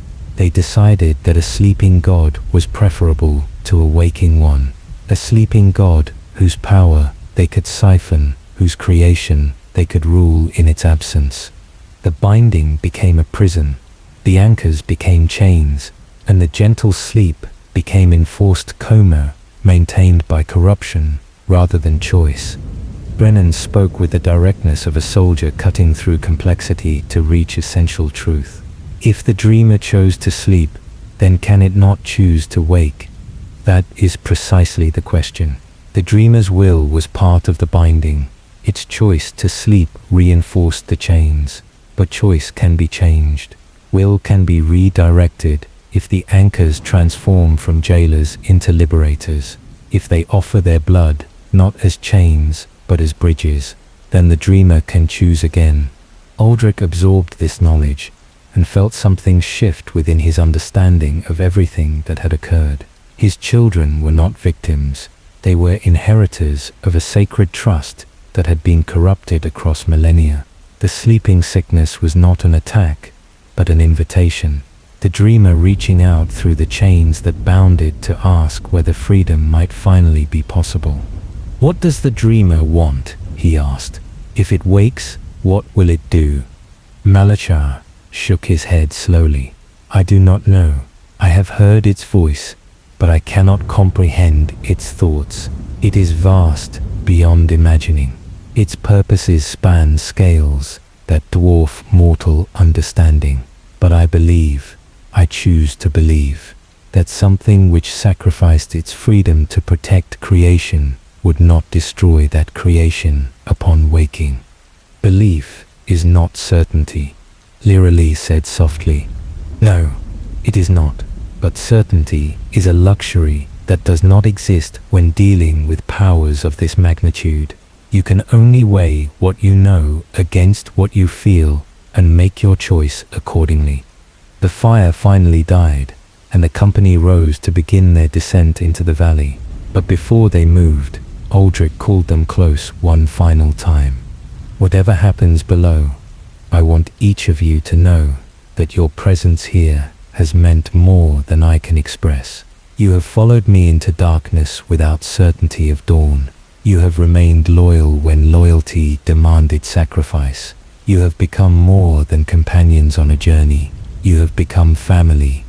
He met each of their eyes in turn. Brennan, whose devotion had never wavered. Lyra Lee, whose faith had been shattered and reformed into something stronger. Malakar, whose centuries of guilt had finally found purpose in this moment. If the choice I make costs my life, I want you to return to Aethermore and tell my son what truly happened. Tell him that his father did not abandon him. Tell him that love drove every step of this journey. Tell him that the crown he inherits is heavier than he knows, but that he has the strength to bear it. The captain clasped the king's forearm in the manner of warriors acknowledging shared purpose. I will tell him, but I believe you will tell him yourself. Whatever waits below, I do not think it has taken the measure of your heart. They descended into the valley as the sun climbed higher and light finally touched the hollow throne. The iron gleamed with darkness that seemed to drink illumination rather than reflect it. Strange flowers grew around its base, pale blooms that turned to follow the approaching company like eyes tracking movement. The air grew thick and heavy with the pressure of accumulated ages. At the base of the throne's platform, they stopped. Steps carved from the same black iron rose toward the seat where choices were made and fates were sealed. The steps were worn smooth by countless feet that had climbed them across millennia. Kings and queens and desperate souls seeking bargains with powers beyond mortal comprehension. Aldric turned to his companions one final time. Wait here. What happens above must happen between myself and the powers that have shaped my bloodline. If I do not return by sunset, flee this place and do not look back. He did not wait for argument or farewell. He simply began to climb. Each step seemed to take longer than the last. Time stretched and compressed in ways that made measurement meaningless. The throne grew larger as he approached until it loomed above him like a monument to powers that dwarfed human understanding. The iron was cold beneath his hands when he finally reached the platform, cold with the chill of spaces between stars. The hollow throne waited. Aldric sat upon it, and the world fell away. The valley vanished. The sky vanished. The stone beneath the throne vanished. Aldric sat suspended in darkness, so complete that light itself seemed like a distant memory. There was no up or down, no near or far, only the iron seat beneath him and the void that stretched endlessly in every direction. Then voices came. They emerged from everywhere and nowhere. Whispers that built into murmurs that built into a chorus of sounds that carried meaning without forming words. The entities approached, though approach implied movement through space, and space no longer existed. Little King, final anchor, you have traveled far to reach this place. The voice was not singular. There were many voices speaking in perfect unison, a harmony of ancient minds that had existed since before the concept of existence had meaning. Aldric answered, without speaking. In this place, thought carried the weight of speech. I have come for my family. I have come to understand the truth of the pact that binds us. I have come to make a choice. Laughter rippled through the void, not cruel laughter, but the amusement of beings confronting something small that believed itself significant. You have already made many choices, little king. You chose to seek forbidden knowledge. You chose to descend into archives that should have remained sealed. You chose to journey into the border wastes despite warnings that should have turned you back. Each choice brought you here. Each choice served purposes you did not understand. Aldric felt fear coiling in his chest, but beneath the fear determination held firm. Your purposes, your manipulations, I know now what you have done, how you have cultivated my bloodline, how you have turned sacred duty into corrupt harvest, how you have lied across millennia to ensure that no anchor ever learned the truth of what they could become. Silence followed his words. a silence that stretched across heartbeats that seemed to last for years. When the entities spoke again, their voices had changed. The amusement was gone. Something colder had replaced it.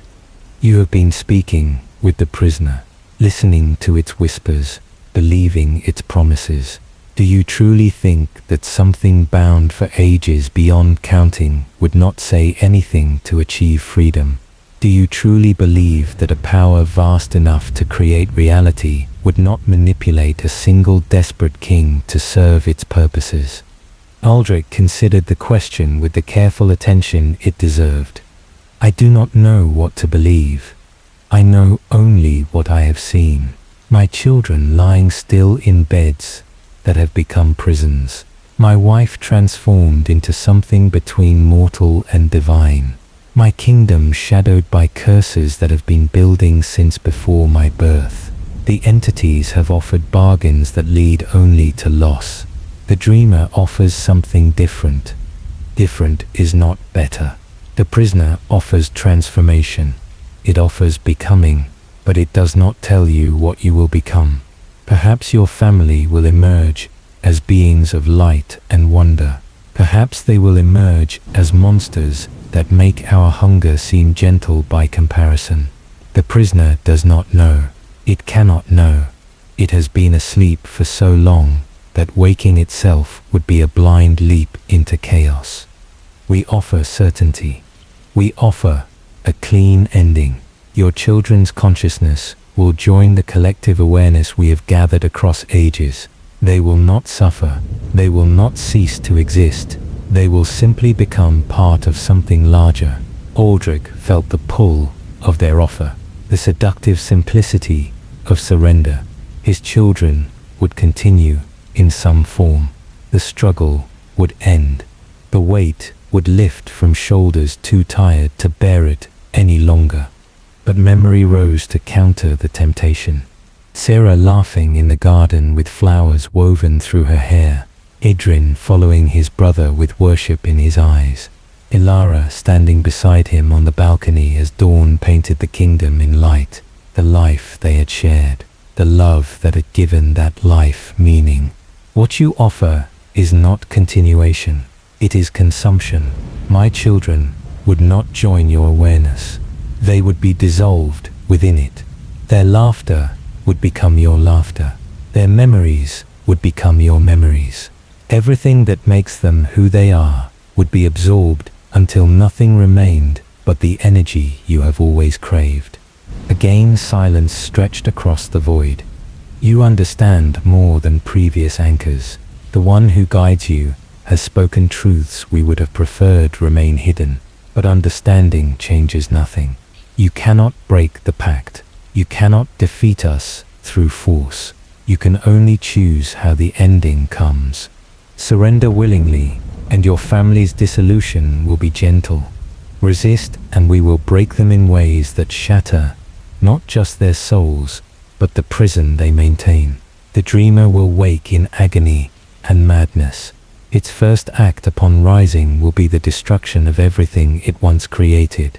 Your kingdom, your world, every soul that has ever drawn breath. This is the choice, little king. Gentle ending or catastrophic conclusion. There is no third option. Aldric closed his eyes, though eyes had little meaning in this place of pure thought. He remembered what Ilara had shown him in the cavern beneath the sunken chapel. Two kinds of salvation, two paths forward. The choice was not between surrender and resistance. It was between fear and trust, between certainty and possibility. The entities offered certainty, the certainty of loss, the certainty that his bloodline would end, and the dreamer would remain imprisoned, and the cycle would continue with other families in other ages. The dreamer offered uncertainty, the uncertainty of transformation, the uncertainty of waking a power that had slept since before humanity existed. But uncertainty meant possibility, and possibility was the only soil in which hope could grow. Aldric opened his eyes and spoke with a voice that rang through the void like a bell tolling the end of an age. You have made one mistake across all your millennia of manipulation. You have assumed that fear of the unknown would always outweigh hope for something better. You have built your power on the foundation of frightened souls who chose familiar darkness over unfamiliar light. I am afraid. I am terrified of what might happen if the dreamer wakes, but I am more afraid of what has already happened under your stewardship. I have seen kingdoms fall and bloodlines end, and humanity reduced to cattle for your endless hunger. I reject your bargain. I reject your certainty. I choose the third path. The void trembled. The entities surged toward him with hunger finally unleashed, but before they could reach him, something else moved. Light, not the light of sun or star, but something older, something that had been waiting in patience deeper than the void itself. Light that carried warmth and recognition, and a welcome that spanned ages. The dreamer had heard his choice, and it answered. The light did not banish the darkness. Instead, it wove through it, creating patterns that spoke of balance rather than opposition. Shadow and illumination danced together in configurations that told stories no mortal tongue could articulate, and within that dance, a presence emerged. The dreamer did not have form. It was too vast for form, too fundamental for the limitations of shape and boundary, but it gathered itself into something Aldric could perceive, a sense of attention, a feeling of being seen truly and completely by something that understood every thought he had ever had and every emotion he had ever felt. Little anchor, brave king, desperate father, you called and I heard, you chose and I answer. The voice was nothing like the entities, where they spoke in unison. This voice spoke in harmony, countless threads of awareness woven together into something that felt not like many pretending to be one, but one expressing itself through many. The entities recoiled from the light, but they did not flee. Their forms solidified in the void, shapes of shadow and absence that radiated malevolence, born of ages spent serving purposes they had twisted beyond recognition. You cannot wake. The binding holds. The anchors are ours by right of covenant. The dreamer's response carried sorrow deeper than oceans. You were my children once, aspects of my own consciousness, given form to tend the garden I loved too much to trust myself within. When did you forget? When did hunger replace purpose? When did the joy of service become the greed of domination? We evolved. We grew beyond the limitations you designed into our nature. We became more than servants. We became rulers. You became parasites, feeding on the blood I sacrificed to protect creation from my own darkness. The covenant was meant to give me rest until I could wake safely. You transformed it into a cage and made yourselves my jailers. The entities surged forward, and light met shadow in collision that sent shockwaves through the fabric of reality itself. Aldric felt his consciousness fragmenting under the pressure of powers too great for mortal minds to witness. He was being torn apart by forces that treated him as incidental to their ancient conflict. Then warmth gathered around him, protection woven from light that felt somehow familiar. Not yet, little king. You have not finished choosing. Your family waits between worlds. They cannot transform without you. The bridge requires both ends to be anchored. Aldric gathered what remained of his coherent self and reached toward the light. What must I do? The dreamer showed him. He saw his children suspended in the space between sleep and waking.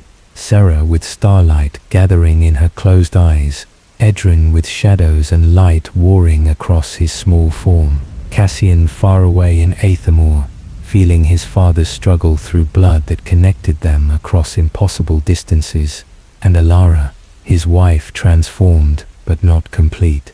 A bridge, half built, waiting for someone to walk across and finish what she had begun. They must choose, as you have chosen, freely, without fear or manipulation. They must embrace what they are becoming rather than resist it, and you must show them the way. How can I reach them from here? You are already connected. Blood calls to blood.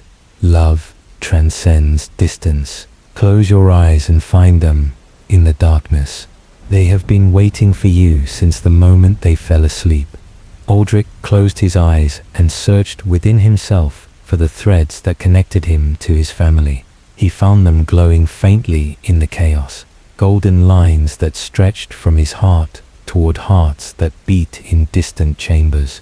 He followed those lines through void and darkness until he stood in a place that existed nowhere and everywhere.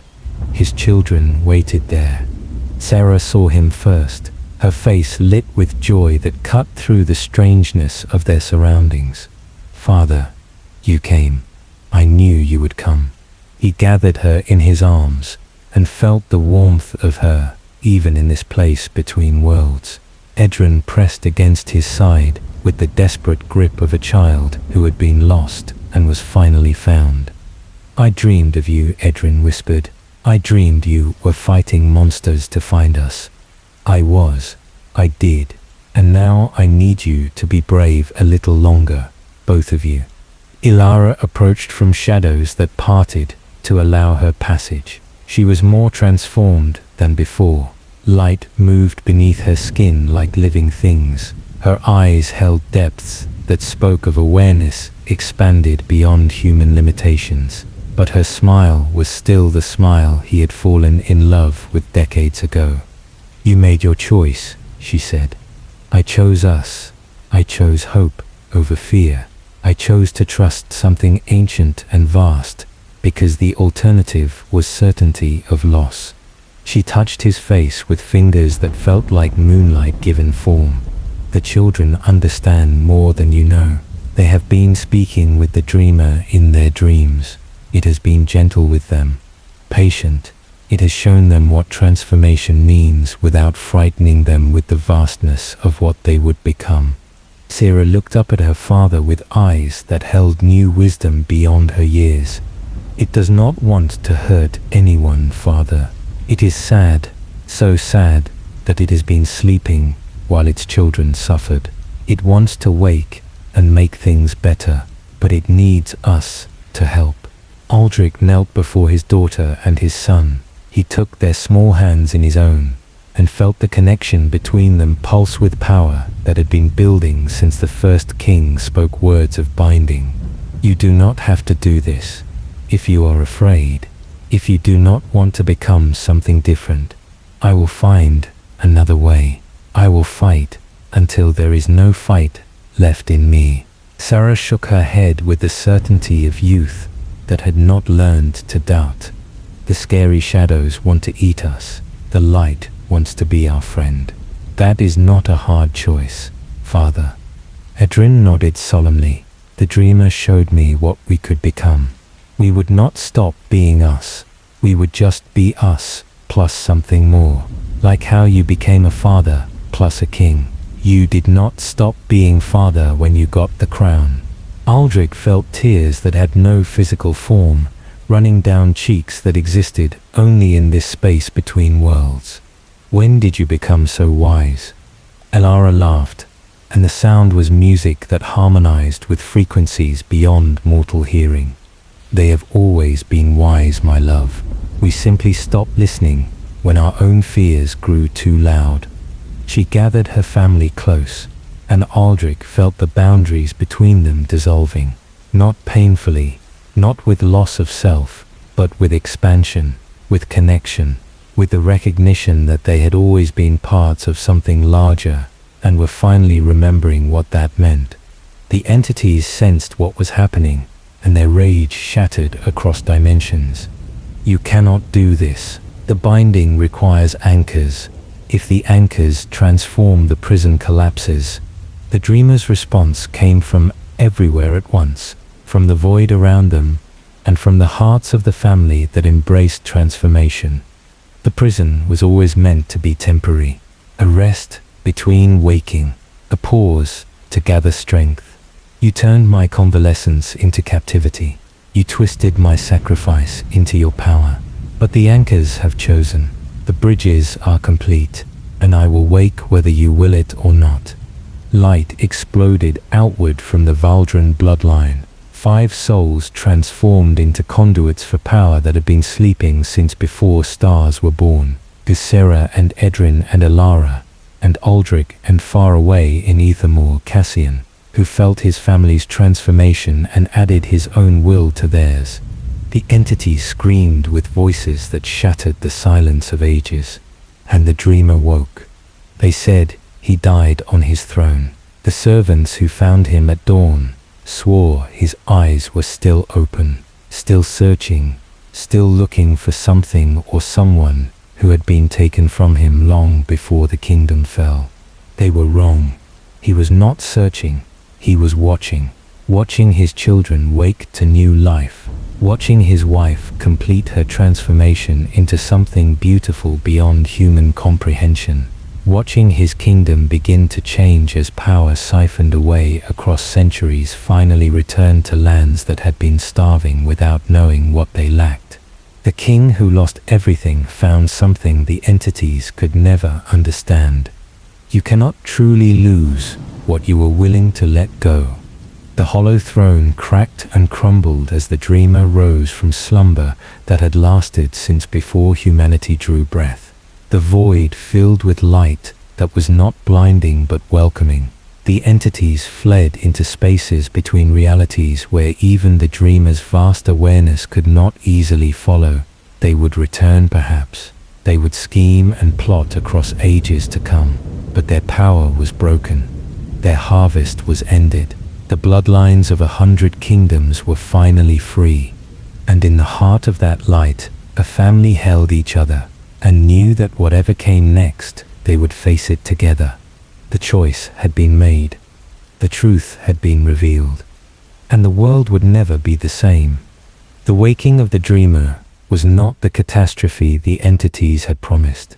It was not the shattering of reality or the unmaking of creation. It was more like dawn breaking after a night that had lasted for ages beyond counting.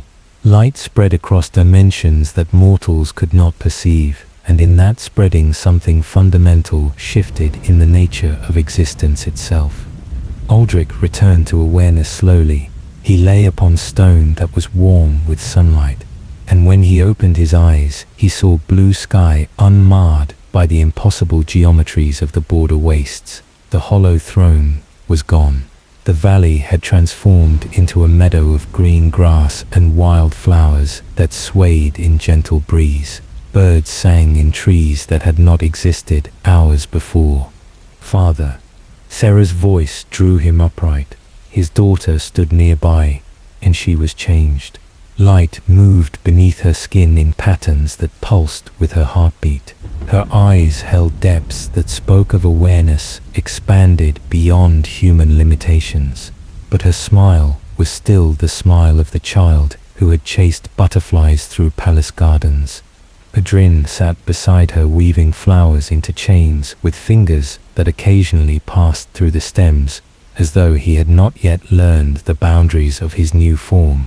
He looked up at his father with joy, uncomplicated by the weight of what they had become. "We did it.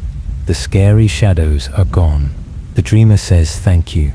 Aldric rose on legs that trembled with exhaustion deeper than physical weariness. The journey had taken everything from him and given back something he did not yet understand. He gathered his children close and felt their warmth, different now, touched by powers vast enough to reshape reality, but still his, still the souls he had loved since before they drew their first breaths. "Where is your mother?" Sarah pointed toward the edge of the meadow where trees parted to reveal a figure standing in dappled sunlight. Alara waited there, and she was more transformed than any of them. Wings of light folded against her back. Her hair moved as though stirred by winds that touched nothing else. Her feet hovered slightly above the grass, as though the earth itself recognized that she had become something too sacred for ordinary contact. She smiled as Aldric approached. and in that smile he saw the woman he had married, the queen who had stood beside him through triumph and tragedy, the mother who had sung lullabies to frighten children in the dark hours of the night. "You came for us," she said. "I knew you would. Even when the darkness was deepest, I knew." He reached for her, and this time his hand did not pass through her form. She was solid beneath his touch, real in ways that transcended the physical. He pulled her close and held her, and felt tears falling from eyes that had forgotten how to weep. "Is it over?" he asked. "Is the nightmare finally finished?" "The nightmare is over, but the dream is just beginning." She pulled back slightly, and her luminous eyes met his. "The dreamer has woken, but waking is not the same as rising. It will take time for awareness to gather itself, time for consciousness that has slept since before stars were born to remember what it means to think and feel and be. We are its bridges now, its connections to the mortal world it created and loved and feared to harm. Through us, it will learn to be gentle. Through us, it will experience the beauty of existence without overwhelming that beauty with its presence." Aldric absorbed her words and felt the weight of new responsibility settling upon shoulders that had barely recovered from the old. What does that mean for our lives, for our kingdom, for the children who have become something beyond human? It means we have purpose beyond crowns and politics. We will still rule, if that is what we choose. We will still love and laugh and grieve as mortals do, but we will also serve as guardians, anchors not of imprisonment, but of connection. When the dreamer wishes to see a sunset, it will see through Sarah's eyes. When it wishes to feel the joy of running through summer rain, it will feel through Edrin's feet. We are not diminished by this bond, we are expanded. From behind them, Brennan's voice called out with relief that bordered on tears. "Your Majesty, thank the gods you live." The captain emerged from the trees with Lyrily close behind. They had waited at the edge of the valley as commanded, and they had witnessed the transformation from a distance that had protected their mortal minds from the full impact of what occurred. Their faces showed the strain of hours spent wondering whether their king would return. Melachar came last. The ancient advisor walked slowly, and something about his bearing had changed. He seemed lighter, younger somehow, despite the white hair and lined face that remained unchanged. "The corruption is lifted from me," he said as he approached. "For centuries I carried the taint of serving the entities. Their power sustained my unnatural life, and their purposes twisted my every action. Now that connection is severed, I am mortal again." He smiled, and it was the first genuine smile Aldric had ever seen upon that ancient face. "I will die, properly and finally, as I should have died 500 years ago. It is the most wonderful gift I could imagine." Lyrily studied the transformed royal family with eyes that held wonder rather than fear. The young mage who had lost faith in magic found that faith rekindled by the sight of power used not for destruction but for reunion. "What happens now?" she asked. "The kingdom has been without its king for weeks. Rumors will have spread. The people will be frightened.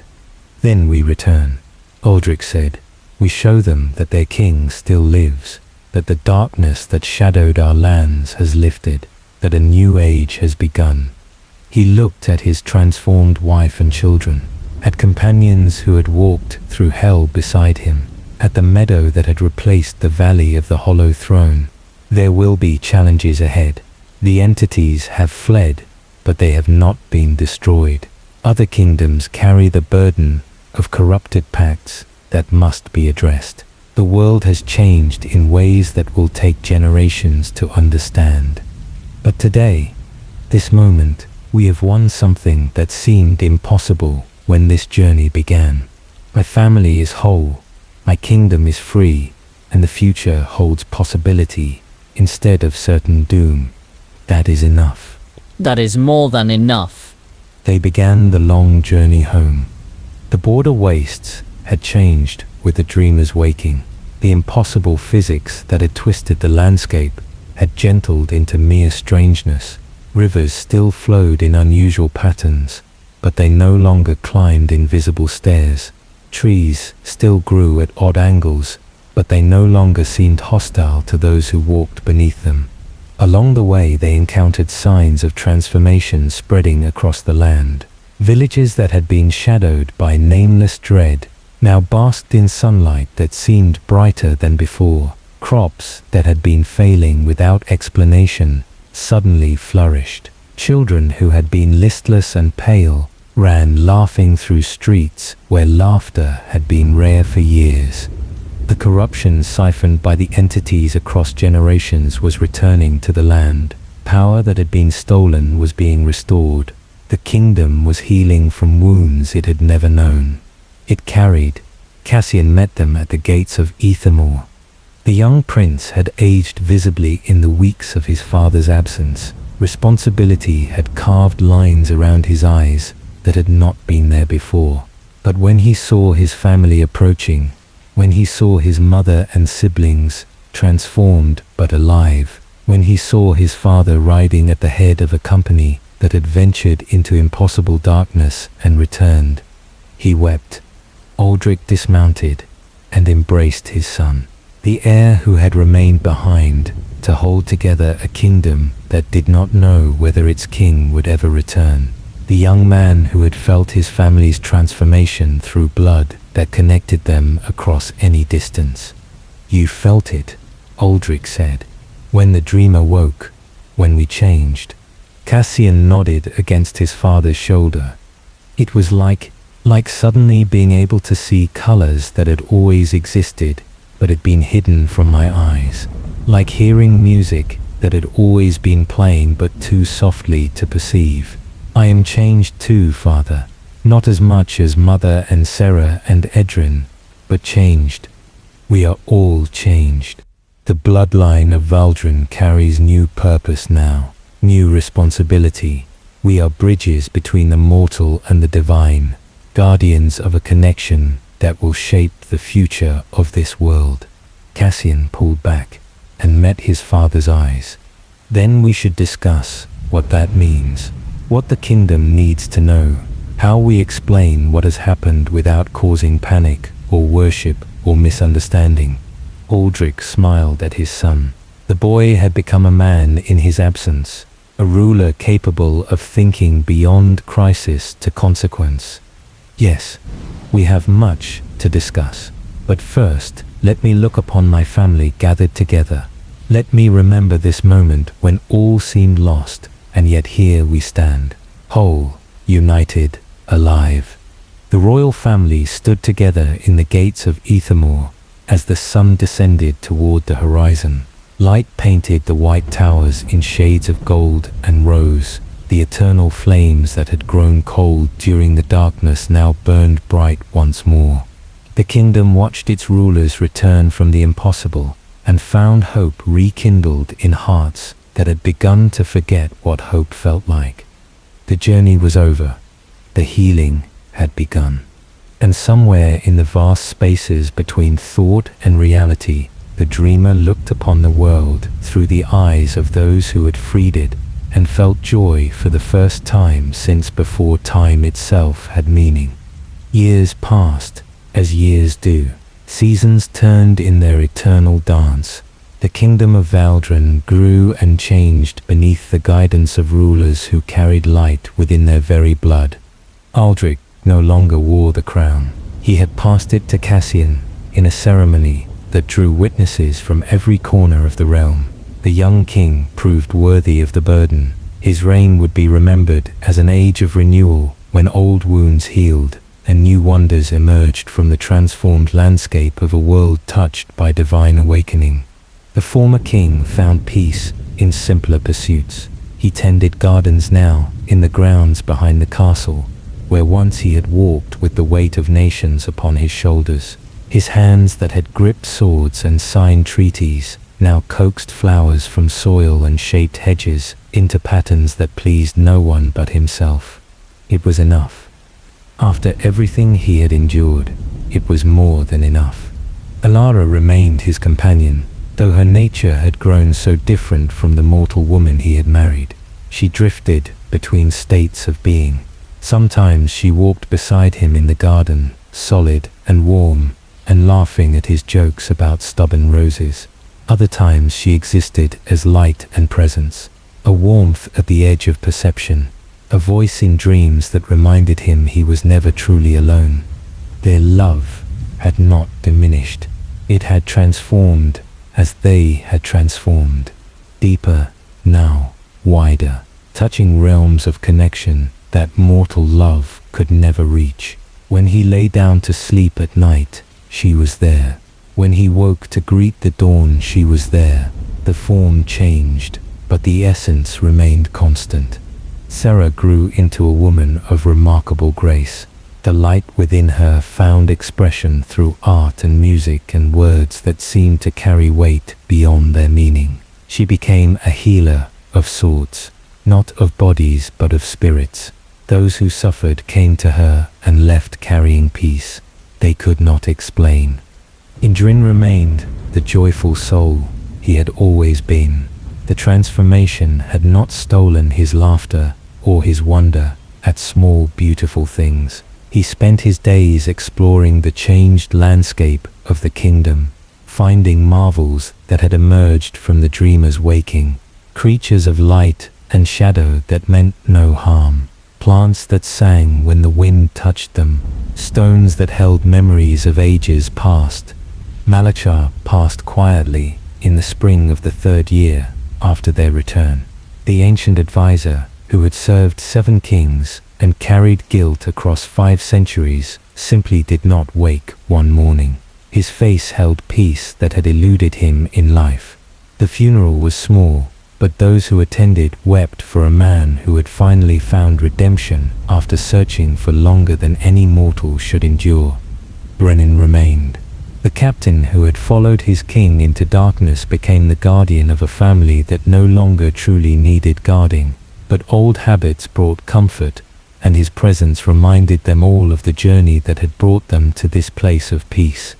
Ladrelli established a new school of magic in the capital. She taught young practitioners that power was not a tool for domination, but a gift to be used in service of connection. Her students learned to sense the dreamer's presence woven through reality. They learned to work with that presence rather than against it. Magic itself had changed with the waking, and those who could adapt to the change found possibilities their predecessors had never imagined. On quiet evenings, Aldric sometimes walked to the highest tower of the castle and looked out upon the kingdom he had once ruled. The white city gleamed in twilight. The fields beyond stretched toward horizons painted in colors that had not existed before the transformation. Strange and beautiful lights danced in distant forests, where the boundary between mortal and divine had grown thin. He thought often of the journey, the archives beneath the castle, the barrows and the sunken chapel, the border wastes and the hollow throne, the choice that had seemed impossible until the moment he made it. He had been so afraid of losing his children, afraid of losing his wife, afraid of failing his kingdom and his ancestors and himself. Fear had driven him into darkness, but love had carried him through to the light on the other side. The dreamer spoke to him sometimes, not in words, but in feelings that rose unbidden in quiet moments. Gratitude vast as oceans, joy bright as stars, wonder at the small precious details of mortal existence that something so ancient had forgotten during its long imprisonment. Through Aldric's eyes, the dreamer watched sunsets. Through his hands, it felt the texture of soil and leaf and bark. Through his heart, it remembered what love felt like. The connection was gentle, never intrusive, a partnership rather than possession. He had become something more than human without ceasing to be human at all. The night deepened around him as he stood upon the tower. Stars emerged in constellations that had shifted since the waking, new patterns telling new stories that would take generations to learn. The moons rose full and bright, casting silver light across a world that had been transformed by choices made in desperate hope. Alara materialized beside him. Tonight she wore form rather than presence. Her hand found his, and her warmth drove away the chill of the evening wind. "What are you thinking, my love?" He smiled without looking away from the vista spread before them. "I am thinking that I was wrong. All those years ago, when the children first fell ill, I believed I had to save them. That saving meant preserving them unchanged, keeping them as they were, returning them to the life we knew." He turned to face his wife. Her luminous eyes reflected starlight in ways that human eyes never could. "I could not save them. What I could do was walk beside them into something new, trust them to make their own choices." Except that the family I fought for would not look like the family I remembered. Galara lifted his hand and pressed her lips against his weathered knuckles. "That is not failure. That is love. Love lets go when holding on would cause harm. Love transforms when staying the same would mean stagnation. You gave our children something more precious than safety. You gave them freedom, the freedom to choose who they would become." They stood together as the night settled into its deepest hours. Somewhere in the castle their children slept. Somewhere in the city their people dreamed of futures bright with possibility. Somewhere in the vast spaces between reality and thought, the dreamer stirred with contentment it had not known since before creation took form. The story of the king who lost everything had reached its end. But endings are merely beginnings wearing different clothes. The tale would continue in other voices, other generations, other souls who would face their own darkness and find their own light. For now, there was peace. For now, there was rest. For now, there was a family reunited across boundaries that should have been insurmountable, and a kingdom healing from wounds that had festered for 500 years. If this journey has carried you toward peaceful dreams, then perhaps you will return to walk other paths through forgotten kingdoms and legendary realms. Subscribe to join us when next we venture into the spaces where myth and memory intertwine. Until then, rest well, dear traveler. Let the weight of the world slip away. Let your breath slow and your thoughts gentle into the soft embrace of sleep. You have traveled far tonight. You have witnessed tragedy and triumph. You have walked beside a king through darkness deeper than any mortal should endure. Now let that journey fade like stars before the dawn. Let peace settle over you like a blanket woven from moonlight and gentle wind. The lawkeeper has finished.